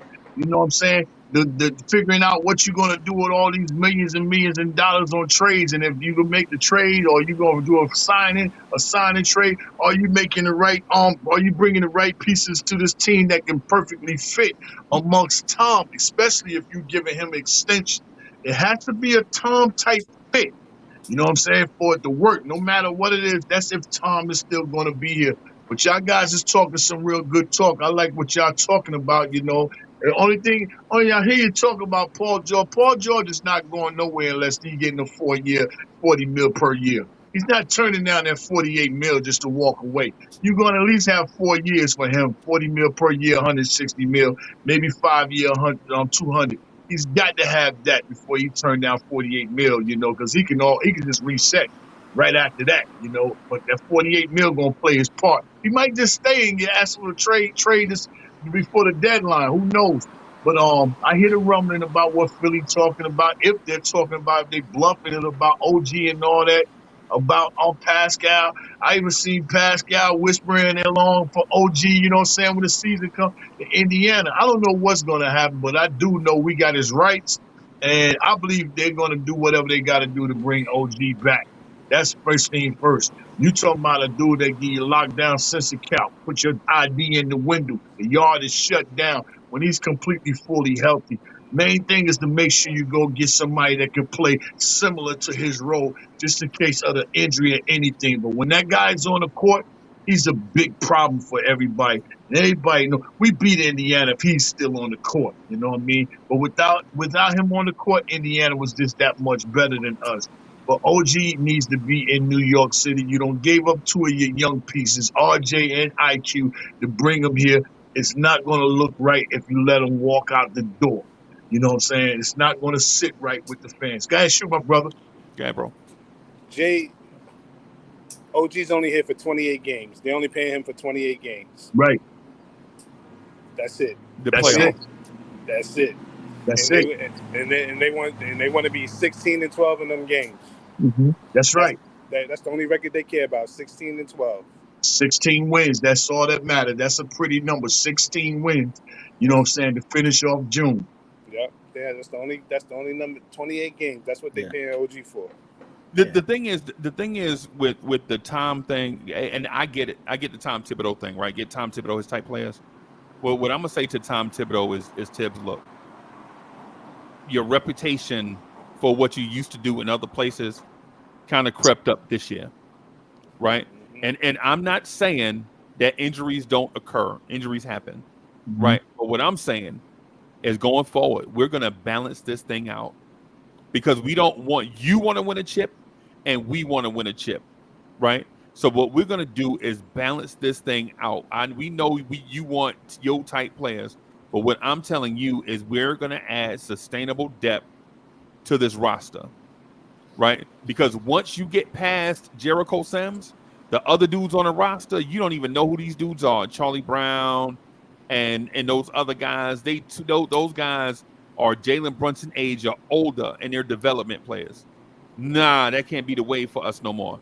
We're paying those guys money that we could be paying 19-year-olds to come in and develop in the TIB system so that we can replenish this roster organically, right? The thing about an OG and Anobi, you know you're not going to be able to sign two OG and Anobis in free agency, right? But what you could do is draft an OG and Anobi and Ryan Dunn and have him be the understudy for OG and Anobi, right? What you could do, you know you're not going to be able to sign two Julius Randles in free agency, but you could draft Tyler Smith and bring him up in the program and develop him in that way so that when guys get old enough and start graduating, you have dudes coming up in the pipeline where the salary is not even an issue. I'm telling Tibbs, like Tibbs, I know you want a certain type guy, right? But you got to start thinking about your star player. What does your star player want? What does Jalen Brunson want? Does Jalen Brunson want another Nova guy? Right? You got to start thinking about those guys. It can't just be all about the coach. My bad, bro. Boss guy, bro. Freezy, let me add this point. This is my one frustration back about drafting talent with Obi Toppin. You left for the same role over there that you could have had over here. No, but Because he did. He left because even though he started over there, he didn't finish that way. He's playing the same role. He's playing the same role over there that he could have played over here. I know, but he got the role. chance. Like everybody needs. Believe me, college player of the year. He believed in himself. He wanted the chance. Yo, I need a chance. Just to not even get the chance. That he had was to burn getting him. a chance. Look, they gave him the chance. To Randall not was even hurt get the too. chance, it had to burn him. It had to burn him on the inside. Like he wanted the chance to prove something. But I still find it ironic that he left for a role that he's playing. But I mean, over here. okay. And so, okay, but he here's stayed the on fact. the Knicks. They gave they gave Obi the opportunity to start, right? Mm-hmm. And he played so well that they traded for a guy that plays his position that moved him back to the bench. The Obi conversation, man, listen, man. If we're talking about how players did, nah, bro. For people that played ball at a high enough level, bro, you're not saving spots for dudes to come in and individually cook. You got to come in cooking. You got to be Joe Frazier, bro. You got to hit the door smoking, bro. You know what I'm saying? If it's one of those things where you have shortcomings in one area, but you are great in another area, then people will be patient with you. But if you don't rebound and you're not a shot blocker, you're not an interior scorer, and you play a premium physical position, you David Bertans, bro. They drafted you to replace Randall, right? When you first got here. That was his opportunity. He lost. But I mean, I see no problem sending him to the Pacers. Like he wanted an opportunity to start. They gave him the opportunity. Knicks did him a favor. And he was an older rookie, bro. It wasn't like this dude was like 1 year out of high school and he had to learn his way. This dude, man, the Obi thing, bro. Yeah, nah. I mean, but okay, so if Obi stayed on the Knicks and he would have got to contract time this summer, still playing 20 minutes. No. What do you think would happen? What do you think would happen this summer? The same thing that's going to happen now. He's restricted, bro. I know, but what do you think anybody was going to come over and say, "Hey, I'm gonna challenge the Knicks and I'm gonna put a higher offer"? Nobody was going to do that. Nobody was going to do that. So he wanted his chance. Like people gotta think. People are working for themselves. Like he went to the Pacers. He wanted an opportunity but it's to prove his worth. Prove that he's worth a second contract, a decent second contract. But again, it's ironic that you left the Knicks for the same role that you in right now. It's not about the Knicks. It's about his life. Yo, he got to secure his bag. and for that reason, I would have sent him to Indiana and wouldn't even ask for the picks, bro. Because at the end of the day, and Jay Boogie can attest to this, bro. At the end of the day, it's about the Knicks winning championships. If you out here about your personal bag, you can leave. A lot of cats is here. Randall sacrificed money. Brunson sacrificed money. Hart sacrificed money. Dante sacrificed money because they all are bought into winning. And if Obi Toppin is not bought into winning for the Knicks, he the ops. Bye. Yeah, you can't be disturbing the vision and the plan that's got laid out, and Yeah. the best thing they did for him was move along. You want to cause problems? Now we're trying to build and get our culture together and get this situation right, you know what I'm saying? And Leon did do right by him. He sent him somewhere where he can run up and down the floor and be a deer. But it's not our fault that he got his situation took. Me, I'd rather stay here and know I can't get in front of a 3-time All-Star than for me to go over there and get somebody and get my spot taken away from a guy that was getting a second chance himself. That doesn't look right on you, Obi, for real. Now, we can all sit here and say, well, if he'd have still been here and he could have played and the same injury would have happened to Julius, he could have been doing those things for us. No, get him up out of here because you're already becoming a disturbance. And this is what they're not having. It's about the culture right now. And our culture is set real good, man. But, they moved him along. We wish him well. And, yeah, you're playing good. You're looking good.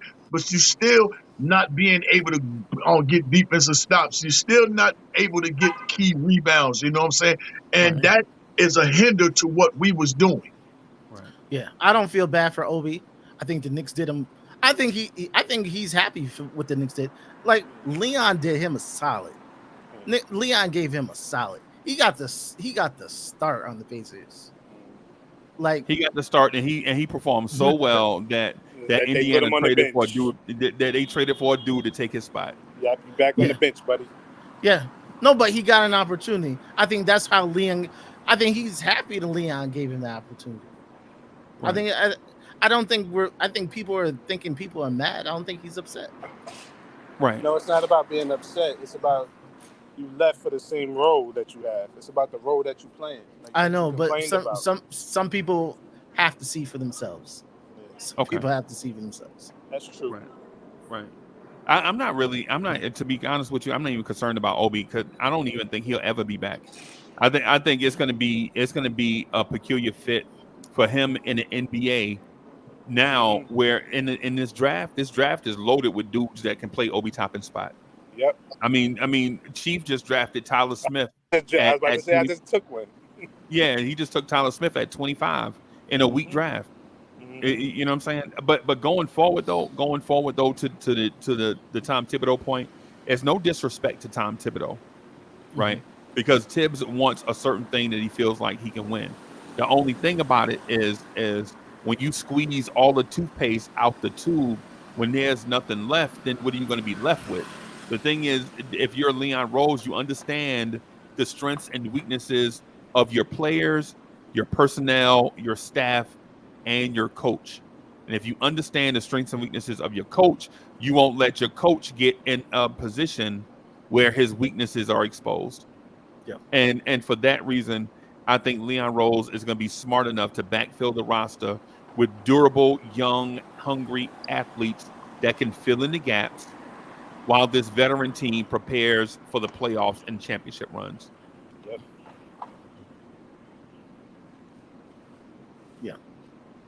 Yeah. Agreed. Yeah, it has to be deeper than 7 guys. Yeah, that can't happen no more. But the thing is, the Knicks had 10 guys. They just happened to run into injuries this year. Yeah. Right. Yeah. And they actually, I'm not gonna lie to you, I think the Burks and Bogey trade worked out for us because Burks cooked first and then disappeared, and then Bogey cooked for a minute and then got hurt and disappeared, and then Burks came back at the end and cooked. Alec Burks averaged 15 points a game in the Indiana series, right? Yeah. And to get 15 points a game off the bench from was he the third guy off the bench? So it was like Deuce, Precious, and That's it. yeah. So Burks to be the third guy off the bench. And think about this: he almost saved Game 7. He almost, yeah. If because they got it down to 6. Yeah. They got it down to 6. Like his scoring is what helped them he almost saved it, And Jalen Brunson and Deuce came down and jacked up wild shots, and then the lead balloon. Then Jalen Brunson break his hand, and then and here we are. Game was over. Yeah. Dante put up a 39 piece. Like it was. Yeah. It was. You actually had an opportunity as bad as it was. Yeah, I mean, out of the trade, they got a 20-point score, and then you got a guy who, at the time when they traded for Burks was hot. Burks was scoring 20 points a game around that time they traded for him. So they got two hot guys coming in at that time. Like that was a great return. That was a great return. Jay Boogie, you running it back? Am I running it back? Yeah. I'm seeing what everybody else is doing in front of me, because I know we're in a situation we can jump in and spoil somebody's dream. You know what I'm saying? If we hear something that that we don't want it to go against us, so we can jump in and intercept whatever somebody's doing. But I'm looking to see what people are doing. It's not too many people that really can make a major move that can hurt us, and one of them is OKC. That doesn't hurt us, because the free agency is not really like that. You're gonna have to be able to trade. You're gonna, you know what I'm saying, as far as getting somebody away from somebody, you're gonna have to be able to trade, draft picks and maybe a couple of pieces on your roster. And I do believe it's OKC and us that can make those type moves. They got pieces and draft picks. We got pieces and draft picks. But as far as free agency, I don't look for us to be signing any of them free agencies unless it's a sign and trade. That's just the way I'm looking at it, because I'd rather run it back with some of these guys before I deal with some of these guys that's free agents. Only way I'm going to better this team is going to have to be through trade. That's just my point of view. How I look at it. But if I can't come off with something like I would wanted to, then I'm probably running it back with this squad and just asking, can I get a little healthy? Maybe get another big man inside the draft. Whatever picks we have in the draft, just make sure you choose the best player of need for the positions that you need help in. Right. That's just me, the way I'm looking at it. But I'm really curious to see what Boston is going to do at the end of the season when they sit there and they got 3 guys making $785 million under contract. Right. You know what I'm saying? See what's going to fall off maybe from them, because I believe this is the end of their downfall right here. And the commissioner gave everybody 1 year notice, and this thing is going to take place come this season. You're going to have to be able to be under the cap. Now, I understand we are a little bit over the cap, coming in for next season, but we're not in a situation where Leon can't fix it. So, but I want to see what's happening with everybody, that can make moves versus the teams that's going to force themselves to make a moves and break their neck against us, where we can make a move where we can comfortably make something happen. Okay. Yeah. I think what Boston's gonna do is sip champagne, smoke cigars, and celebrate all summer. And then when the bill comes to their table, they just gonna swipe the card. For those that know the club reference, they're gonna party. They're gonna party, and then when the bill comes, they just gonna swipe the card, bro. They ain't. Mm-hmm. That's what I think they're gonna do. I think they're going down. Like, They're going down. I think they're going down. Yeah. Why would you say that? I got Boston winning this thing.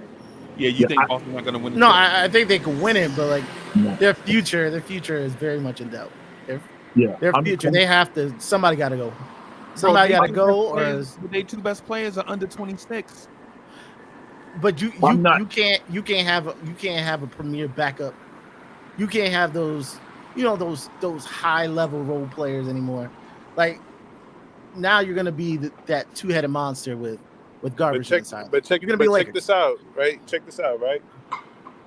when Anthony Edwards made the All NBA team, when his next contract comes up, he's gonna be making $100 million a year on his last year. Yeah. So, they're not And gonna you think they're not gonna pay it and just trade Anthony Edwards? Nah, they're gonna cut the check. Yeah, and plus not only that, they got to build the team around that $100 million. So Yeah. he's As best as they could. Yeah, as but best this is as the they thing. could. These contracts are gonna be $100 million. So talking this, you're gonna be able to keep your guys. The NBA is gonna figure it out because they don't want them losing their guys. They don't want them losing it. No, you're not gonna want to lose your guys, bro. Yeah, and I think we can't operate under the fear of a green planet. For those that get the reference, I'm talking about. Salute to one of my guys, man, one of the greatest dudes to ever do it. I don't know if he watching or not, but salute to him anyway for making stuff that changed my life. But we can't operate under the fear of a green planet, bro. Everybody's gonna be spending money, bro. Yeah. Everybody, right? And there's a lot of money to go around. And it's all relative, right? It's relative because the first time we heard Magic Johnson was making $1 million a year, we couldn't believe it. That man making $1 million a year to play basketball, and now dudes are gonna be making $60 million a year, and not even as good as Magic, bro. About this, they're gonna add 2 more teams in about 5 years, also. Less than that, but actually, the thing that people are not talking about the next TV deal is that next year when it kicks in, they raise the floor. They're gonna raise the floor 10% every year. Right. But the money is the players. So players who make $30 million, they're gonna be getting checks for probably $40 million, even though on the bill it's just 30. Okay. That money still comes to the players. They just don't raise the cap. So so if you make $30 million, you're gonna be making 40. And for everybody in NBA is gonna be making a percentage more than. But when I'm asking Jay Boogie, if you signed up for 30 and they send you 40, are you gonna turn it down? No, that's for every player in the NBA is gonna be getting that next year. They're gonna be getting extra on their check. And if the dude's cutting the check, don't have a problem cutting the check. No. If the money is in escrow and with third party trustee holding the money, nobody sees a problem with any of that. No, but I'm just saying a lot of people, even when they talk about Brunson, that he's gonna take a cut, but he's still gonna get that extra check. He's gonna get the extra check too. So he's probably factoring that in his decision. Okay. Still gonna have to pay Randall as long as Randall's here too. So Randall too. And Randall's a heck of a player, bro. Julius Randle made the All-Star team 3 years out of 5 with the Knicks. And one of those seasons, the last 3 seasons, he was 3 injured. out of 4. Yeah. Not only that, he's an all NBA player. Yeah. And so we talking about Randall as if he Sidney Green. Yeah. Right. Too many people. I had people like, oh, we shouldn't overpay Randall. I say, if you look at Randall's comps, the players who are in Randall's category are all making $50 million. Yep. You have thing about all NBA credits, and for his position, they're all making $50 million. We don't respect Randall enough. That man is a top all NBA means you're a top 15 guy in the league. Yeah. We don't respect them enough. How many times has the Knicks had all NBA players? You can name them on one hand how many all NBA players the Knicks have. Big facts. And Randall is a part of that group. So, yeah, but I think that the thing Jay Boogie said though about Tom Thibodeau, I think that's going to be the fascinating move, the fascinating conversation of the offseason. What are we going to do about Tibbs and what Tibbs wants? And do you trust Tom Thibodeau to be that guy? Because right now, all the stuff that people said about Tibbs before Tibbs got the job happened this year. It happened this year. Now, whether it was intentionally or accidentally, like when somebody stepped on your shoe, right? Whether it was accidentally or intentionally, it happened. Right. The thing is with Tibbs, bro, I think we kind of gotta save Tibbs from himself. Yeah. Well, I personally have a little different idea, Tibbs. I would have a succession plan, like Tibbs 2 years, 2 years after this it'll be Johnny's. You want to be head Johnny of Bryant is development, being considered for the Cleveland job, bro. yeah. But I mean, if you want to keep him, you're gonna have to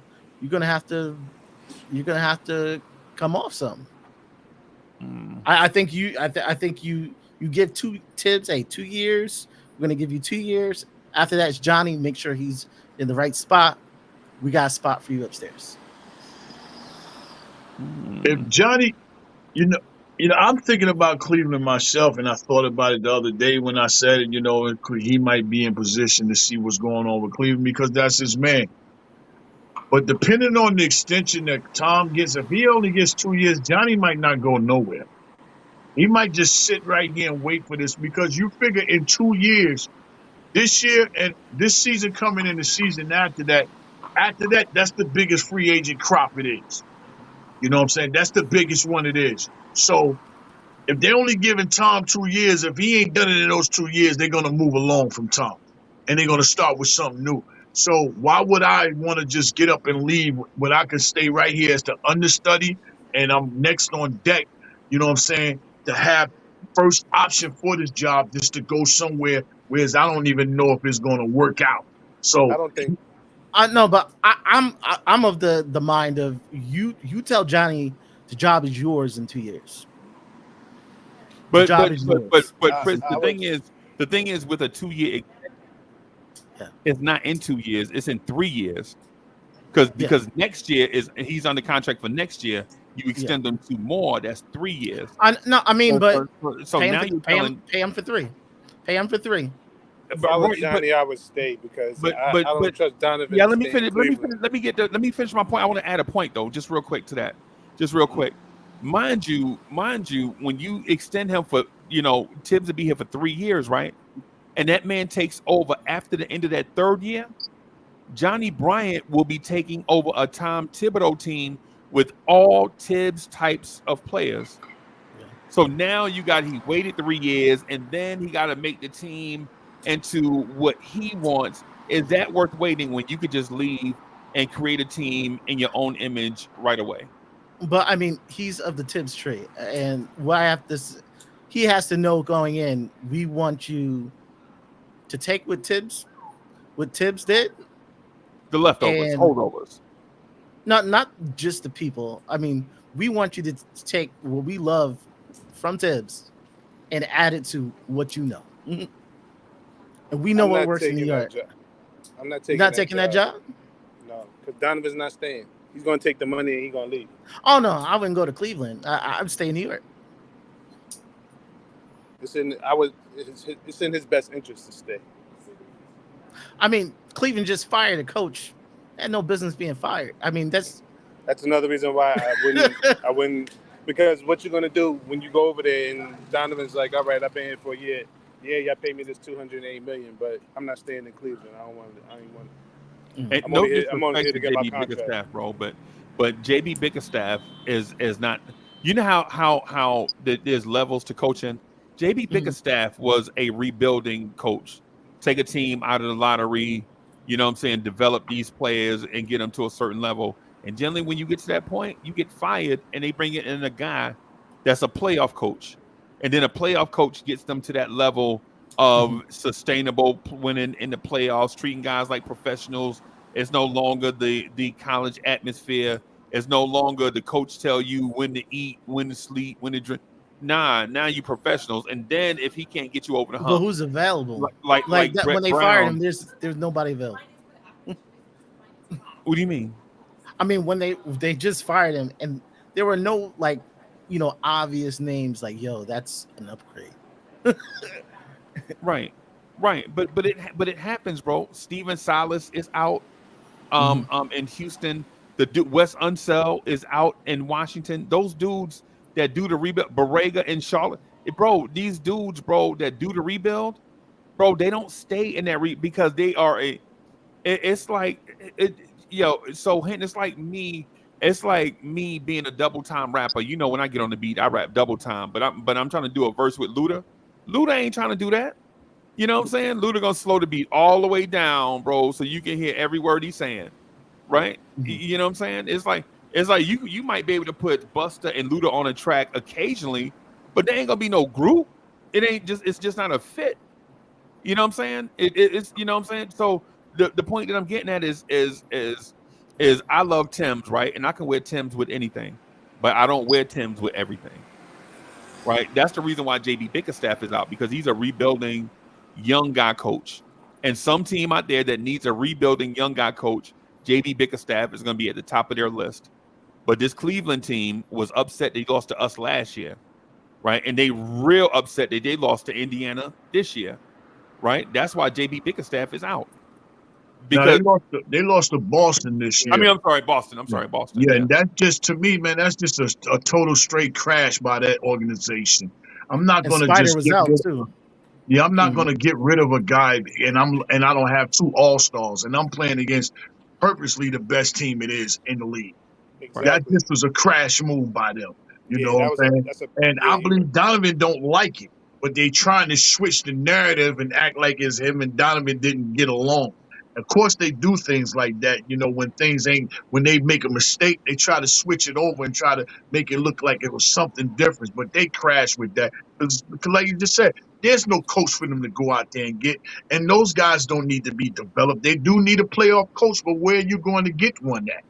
Right. If there's not one available, I got to keep it the same, and hopefully we can get over the hump and be healthy. But first, I got to agree to bring Donovan back. That's almost saying, like, you know what I'm saying, we ain't got Mitch, Julius, and OG, and they fired Tom.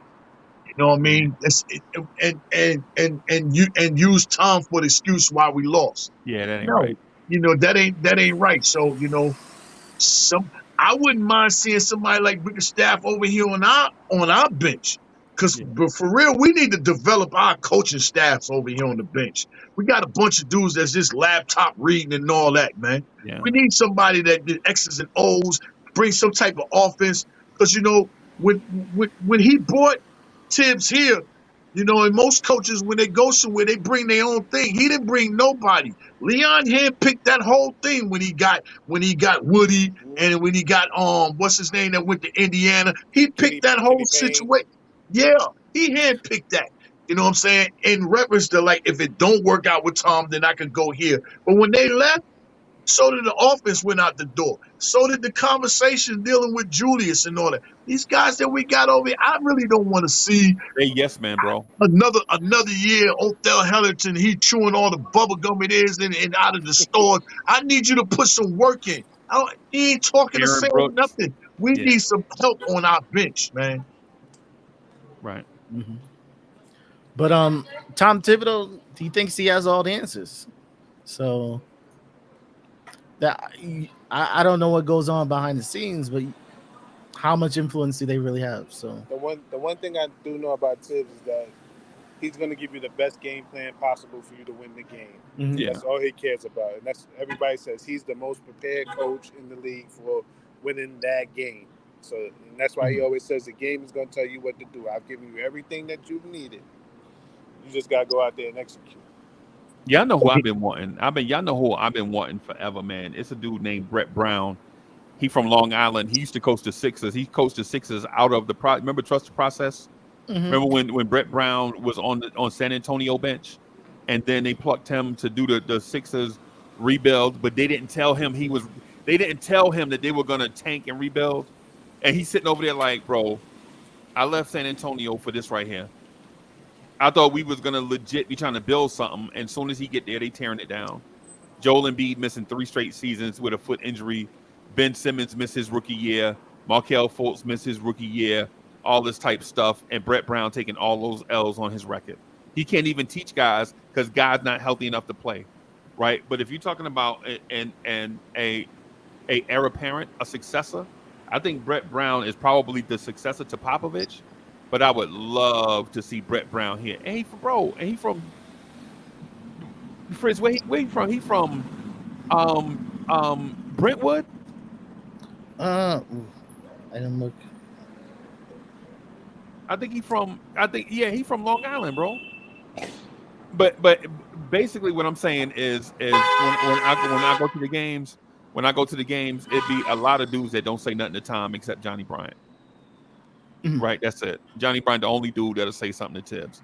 And But if he leave, yeah, and Johnny Bryant is Tibbs' mouthpiece, so he deals with the players directly.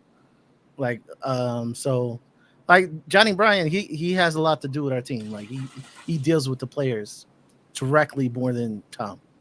Tom's abrasive. Like everybody say no, he's not a people person. oh, yeah, So right. But that's. I'm sorry, go ahead, bro. Yeah, I do know. I do know for a fact they really love, appreciate, and respect Tom inside the organization. Right, right, I do that. I know that for a fact.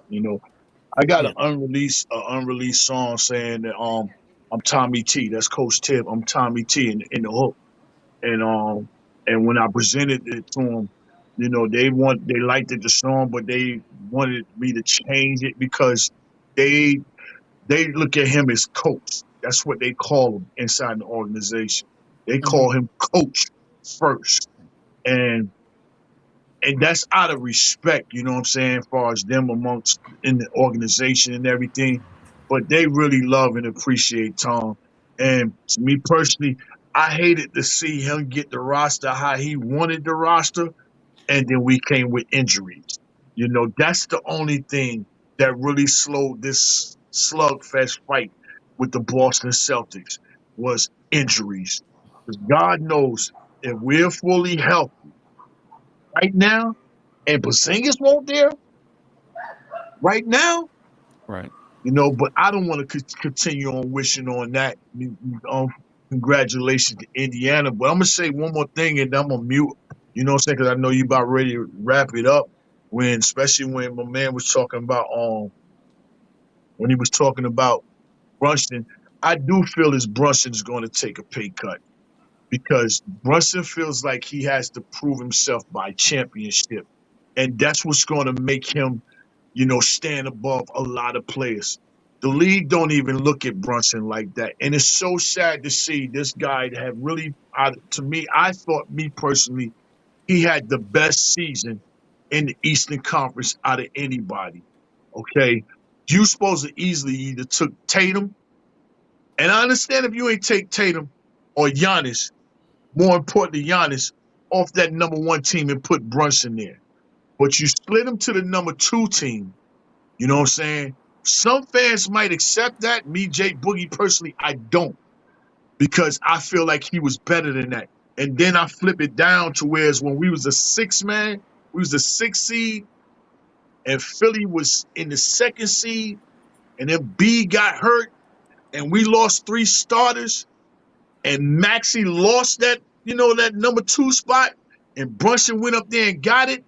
How the hell did you make Maxey a most improved player over him? And he's not even on not one of them NBA teams this year. Not one. Right. So that just tells me how they really be playing games amongst us New York Knicks and not appreciate good ball players and what they're doing because the voters got that all totally wrong. That was totally wrong. Yeah. I think it's how they interpreted the all NBA teams. Because basically they changed the rules this year that, hey, you don't have to go by position. So you could go 1 through 5, who's your best 5. And that's how it's supposed to go. But how most people took it is, I don't got to put a center there no more. Let me put 2 power forwards or 2 small forwards. And that's why he missed it. He should have been there. Like, he really should have been there. Wasn't he the 3rd leading scorer in the league? Yeah, he should have been there. Okay, so that's no issue. If he's 3rd leading scorer in the league, I think what people took first in the is Conference. Anthony. Yeah. Forget all that. Yeah. He's 3rd in the league in scoring on a team that lost 3 starters and on a team that has no career outside of Bogdanovich as starters and drug them all. Put him on his back and drug him from the 6th spot to the 2 seed by himself. Me personally, I don't care what the voters are doing. They got it wrong. Yeah. They I get the think MVP I think wrong, the too, I think also. the That's why the MVP's a scam also. yeah. I think the voters took it as Jalen Brunson versus Anthony Edwards for that spot, and it should have never been. It should just put your top 5 there, and he would have been in the top 5. Yeah. Yeah. Yeah, I think it should be when it comes to all NBA. I think it's as simple as who does more with less, like Jay Boogie saying. Mm-hmm. Who did the most with the least? Yeah. Right. You got Tatum and all them guys. They did some with the most, but Brunson did more with the least. You know what I'm saying? Jalen Brunson made $1 out of 15 cents, and those dudes made $1 out of 75 cents. You know what I'm saying? And so when you look at it that way, I think Jalen Brunson should have been high stepping to first team All NBA. But Jay Boogie, I don't understand. Where I was lost at is why is Jalen Brunson, just because he was slighted on an All NBA team? What does it have to do with the extension? I didn't hear it. I didn't understand it. Oh, because he mentioned about the extension. I've been saying it all season long. I believe Brunson's going to take a pay cut. You know what I'm saying? Only if you're going to get the roster filled all the way how it need to be. If you're not, then I'm gonna want my money. And I said this 3 months ago. You know, Jalen Brunson really believes that he's going to bring a championship to the New York Knicks. And that's bigger than any trophy it is in any sports, bigger celebration it is in sports. And for him to do that, he understands that he has the Patrick Mahomes. You know what I'm saying? When Patrick Mahomes got it from Tom Brady. He has to do that inside of a market that leaves a space open available to have these other guys that if you want to make changes to the roster, to be able to come in and help him go along with what he's trying to do. Yeah. He can't do it back and cleaning the money. Does he deserve that 200? He deserves that because he don't get it. Yeah, he deserves that. You earned that because you came here 2 years straight, and both years you took us further than what we did. Last year was second round, but we still went further this year. It was 6 games last year, 7 games this year with an unhealthy roster. So he does deserve his money. Yeah. But honestly, this guy wants a championship. He might can go down as one of the most underrated second round draft picks in the history. You know what I'm saying? Outside of maybe Joker to get a championship. Yeah. You know, so. Yeah, I think he's about the winning. I think he's living the dream that right now. Like when he signed his contract is so underrated that almost everybody who made All-Star, everybody who made All NBA got bonus. He don't even have a bonus. He don't have an All NBA bonus. Mm-hmm. Most people got an extra $2 million, extra $3 million. He got nothing. He got nothing from making All-Star. So he didn't even believe he was going to be an All-Star when he came in. So I think he's about that winning. I think he's playing a long game. I think if he wins a championship, he knows he's set. He's set. That's why I disagree a tiny bit, a smidge. Right? I think Jalen Brunson is in that window where he knows 2 max contracts on the table. Right? But before you can get to your final max contract, you got to sign the first max contract. Yeah. Right. And so my thing is with Jalen Brunson and Julius Randle, for that matter, I think these dudes are in a place where you can't tell them to continue to take pay cuts anymore. Right. Because think about it. Jalen Brunson was a second round pick. The Dallas Mavericks put him in a wrap 360 deal. Right. They gave him 4 years for a little bit of money. Right. That's why when it comes to negotiating, when you spit in somebody's face, bro, when you spit in somebody's face and say you sorry and you shake their hand, they still think it, bro. You still spit in my face. Yeah. You know what I'm saying? You said yes 4 times for the extension. Right. But what I'm talking about is not the extension part, not the 4 years, 55. I'm talking about on draft night, they signed that man to a 360 deal. Got that man out here on a poor righteous teacher's contract. What right? Jay to say, raping you records. Yeah. You know what I'm saying? Usually, yeah, they gave that dude a pack of Newports and Puma sweats. What I'm saying is usually for a second round pick, you sign him to a 2-year deal plus 1, a team option, like the Knicks did Mitch, right? A 2+1. They had that man in that contract for 4 years, bro, Yep.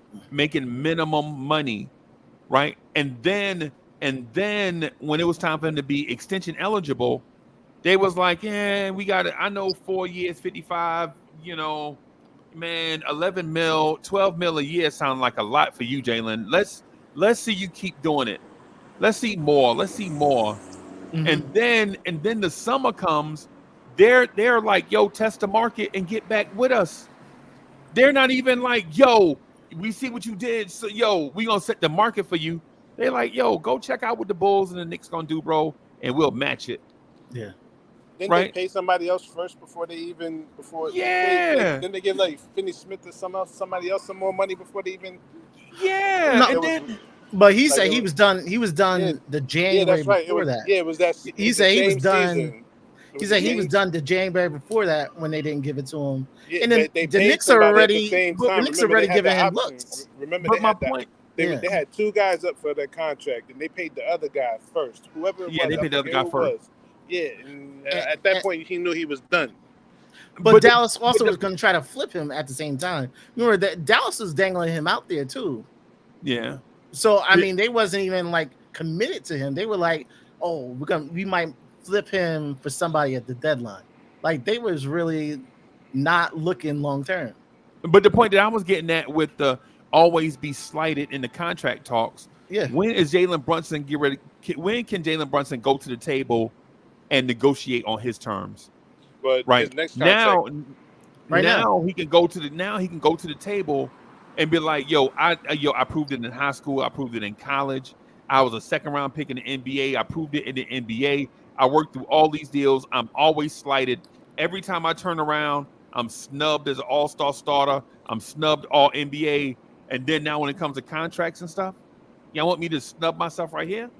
Nah, Yeah. man, nah, bro. I still think he's going to go early, but I think it's pretty much up to him. But I think Nah, he's I still think going to take the less over the bigger one. But why would he take less? I think he wants to sign more players to his team. Who? I think Jalen Brunson doesn't want to break this team apart. he's not gonna break the team apart. Everybody got their No, contract. you're not gonna break the team apart, bro. Yeah, everybody The has their Jalen Brunson, contracts. yo, the first Knicks jersey is going to Jalen Brunson. If the Knicks No, get in salary I'm cap just saying- problems, they're not gonna cut Okay, Jalen Brunson. He's not going to wait the year. Okay, what we're talking about is Because Dante extending and this summer Josh over Hart next have their summer. contracts now. Randall has an extension as well. They both can get max money, but then you start gonna have to start peeling off players. You can't have high level backups. You can't have $20 million bench players. You can't have $15 million role players. Like that's I think The Jalen NBA Brunson is trying- understands. But you just said like 30 minutes ago that the check is gonna say 30 and they really gonna get 40. You just said that like 30 minutes ago. No, I think that's one of the reasons why he may sign this summer instead of next. I think he knows that I think he can smell a championship. But I think you have to count the cost. I think he knows he's gonna be good. He's gonna be good. I don't understand. I don't understand what you mean. So I think he's eligible for extension. He could take it this year, or he could be eligible next year. Okay. I think, yeah, he's going to sign an extension. Okay. So where I'm lost is the paper, right? Where I'm lost is the bread. Like if he takes 150, the 4 years 150 this summer, 4 years 156, he'll make 39 mil a year on average. Yeah. Right. Or he can wait till next summer and get 5 for 272. Yeah. Which is like it's over 50 mil a year. Yeah. Why would he wait? I mean, why would he take 39 this year as opposed to making 57, 58 per season next year? They're saying that's what he wants. I don't know. For me, as a person, I wouldn't take away that option. Like I would My question is, who said that? Did that come from him, or did Yeah, that come I from, don't. or did that come For from the me, Knicks? as for me, like 'Cause that could I be a want the option of big one. That could But be a negotiation ploy. Like that but could be coming from. no, I don't think it's. But if they're putting that out there, he knows what he's doing. He's comfortable. There's some people who are comfortable who would rather win now than get theirs and hope it work out. If the Knicks bring over a star, if the Knicks bring somebody over here this season, and which Brunson is probably looking to see what they're going to do, Okay. and then that's going to depend on what I'm going to do and how much I'm going to ask for Right. in the following year. They got 1 year. That's it. Right. They got 1 year. The extension is available for it now, but I believe I believe he's going to use this extension year to see what else are you going to do as far as this roster before I come up and clean it up. You know what I'm saying? For 2025, 26 season. Because that's when him and Julius is up. But they're going to take care of Brunson first. That's why you hear the talks of probably maybe Julius being mentioned by other teams and all that. You know what I'm saying? Because Brunson this is his team, point blank. Okay. And you know that's just my personal, my believing and my thinking, and me twisting what I want to have happen. But Yeah. I do honestly believe he's gonna play through this year just to see what they're gonna do this season, up into the trade deadline. When the trade deadline comes over, you already know what your roster is. You already know what's fitted. You already know who cannot be on this team at the end of next season, who's going to be on the team. The following year, come to 25, 26, now I'm getting ready to sit down and negotiate my money. See, now we talking. That's what that's what I was trying to figure out. Like why would Jalen Brunson take less money for the sake of taking less money? That's suspicious, bro. No. I think the NBA would investigate the Knicks and Brunson. Right. If he just took less money for no reason. Right? No, he has a reason to it. And I think what other people are monitoring Randall is they're looking at Randall as like, hey, does Randall, because Randall has sacrifice. Because when he signed with us, he could sign for 36. I mean, he was the only game in town. This is when we had this was Fournier. He was due. Nah, he took less, and then they signed Fournier and Kemba. Remember that? Yeah. So I mean, people are looking at him as like, yo, does he want his 60? Does he want his big payday? Because if he wants his big payday, other people could say, hey, Knicks, do you want to pay that? Or could you give us Randall now, and we'll pay Randall that money? I think it's a smoke screen, bro. I just think it's clickbait. I know, but I think other teams look at things like that. Like, can I get this player because they don't want to pay him that big money next year? I think that's the only reason. It's not like the Knicks the Knicks don't want him. No, I think other people are looking at if he's gonna go for if he's gonna get the max he can get, can we steal him if the Knicks aren't willing to pay all that money? Okay. Yeah, I think Brunson's gonna get the bag. And if they can't pull off a major deal, like a sweetheart deal, like for somebody that the Nova Boy has been wanting, like Mikal Bridges or somebody that the Nova Boys want to play with, if they can't pull that off, Jalen Brunson getting every dime of his money. He deserves it. Like, if you deserve it, go get it. But if I'm gonna sacrifice it, I'm gonna take some power with it. Okay. I'm taking. You don't make a trade without coming to me. You don't make a trade without coming to me. I don't like that guy. He gone. LeBron. He gonna be LeBron. He's gonna be LeBron. Has Brooklyn got their new coach yet? Not yet. Yeah. They hired Jordy Fernandez. Oh yeah. Yeah. That was for the remainder of the season or for their new coach? Nah, that's their new coach from Sacramento. Yeah. Okay. That's another good note because I was looking and see if maybe if Bridges go ahead and get Jay Wright over there, how much does that mean over there? So that's another eliminated situation that helps me believe that Bridges is getting up out of there. Bridges.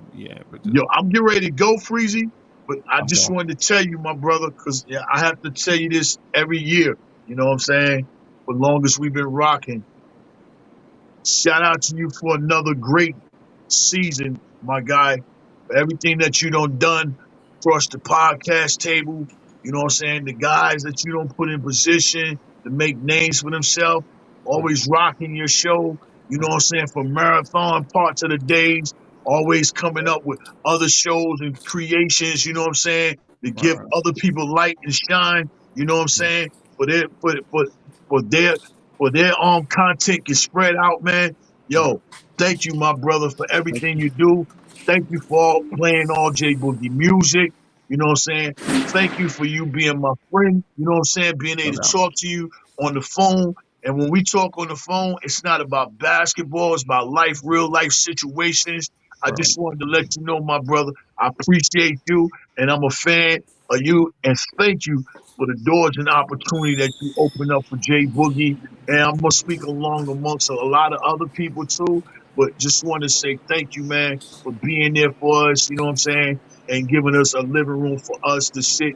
You know what I'm saying, and do our thing. Like especially you playing our music. I had a surprise for you, but we lost to the Pacers. You know what I'm saying. I had to remix it, going in and play for the symphony. I had already got Sky Zoo's verse. I ain't tell nobody this yet neither. I already got Sky Zoo's verse. I was heading to Lloyd Banks next. And Kane already said, you know what I'm saying, send it to me when it's done. Right. And Right. big homie, you know what I'm saying, which is Chuck D, you know what I'm saying. That was my brother, you know what I'm saying. So you know he probably would have came along. But You this know. thing got pushed back, you know what I'm saying, to come this season, to come this season. And we'll be another Knicks symphony. But more importantly, thank you, my brother. I love Thank you. you. I ain't gotta say pause. I ain't gotta say no Diddy. No None of that Diddy, no dumb Paul, shit. no none of This is that. real man talk. Right. Appreciate you. My Right. name, your name. Keep doing what you're doing. Keep striving to perfection, my brother. And my man All Fritz, right, peace. continue on doing, continue on pursuing your dreams. Don't let nobody never roadblock you, man. You're your own roadblock for your own success. God That's right. bless to everybody that's rocking in the chat. Hit that like button on your ways Hit that, out, man. hit that like And button. see y'all later on with Summer League, free agency, draft, whatever's coming on, man. But y'all Right. stay blessed. Happy Memorial. You know, get your grill out, do what you do. Yep. Enjoy your weekend. Salute, salute, salute. 3 capital S's, everybody. Yeah, man. Appreciate that, All bro. right. No Appreciate doubt, that. man. Appreciate that. Man, yeah, it's two Hintons and two Chiefs up here too. Look at that, bro. Yep. Chief M3 and the Chief Rocket, the number one Chief Rocket in this universal main man, Uncle Freezy, and Chief in the Yeah. building at the same time. Y'all ain't never seen both of us in the same place at the same time. Them. Yeah, y'all. Yeah, y'all. On that note, man, I'm gonna get out of here because I got a long day tomorrow, man. I appreciate y'all coming through. I appreciate Fritz coming up, scrambling my brain with all his intellect. You know what I'm saying? Getting me to deep think. He getting me to think deeper than I wanted to. You know what I'm saying? I appreciate for him for coming through. That's why I had so many questions. I'm like, yo, what is he talking about? Yeah, man. I appreciate you for coming through, man. Shout out to the Nigga Time Show, everybody. Yeah. On that note, y'all got something before we get out of here, y'all? Yeah, so I do have my new YouTube channel, NBA Economy Show. It's just starting up. We doing it no frills, just talking about the NBA, not just the Knicks. Real takes, not that garbage we usually see out there. So Yeah, man. Yeah, mhm. man. All right. Nah, I don't have much going on. I just still making soaps and just living life to the fullest every day, just like I hope everybody else is. Yeah, me too, bro. All right, everybody. On that note, we out of here, y'all. Peace. All right. Peace. Peace.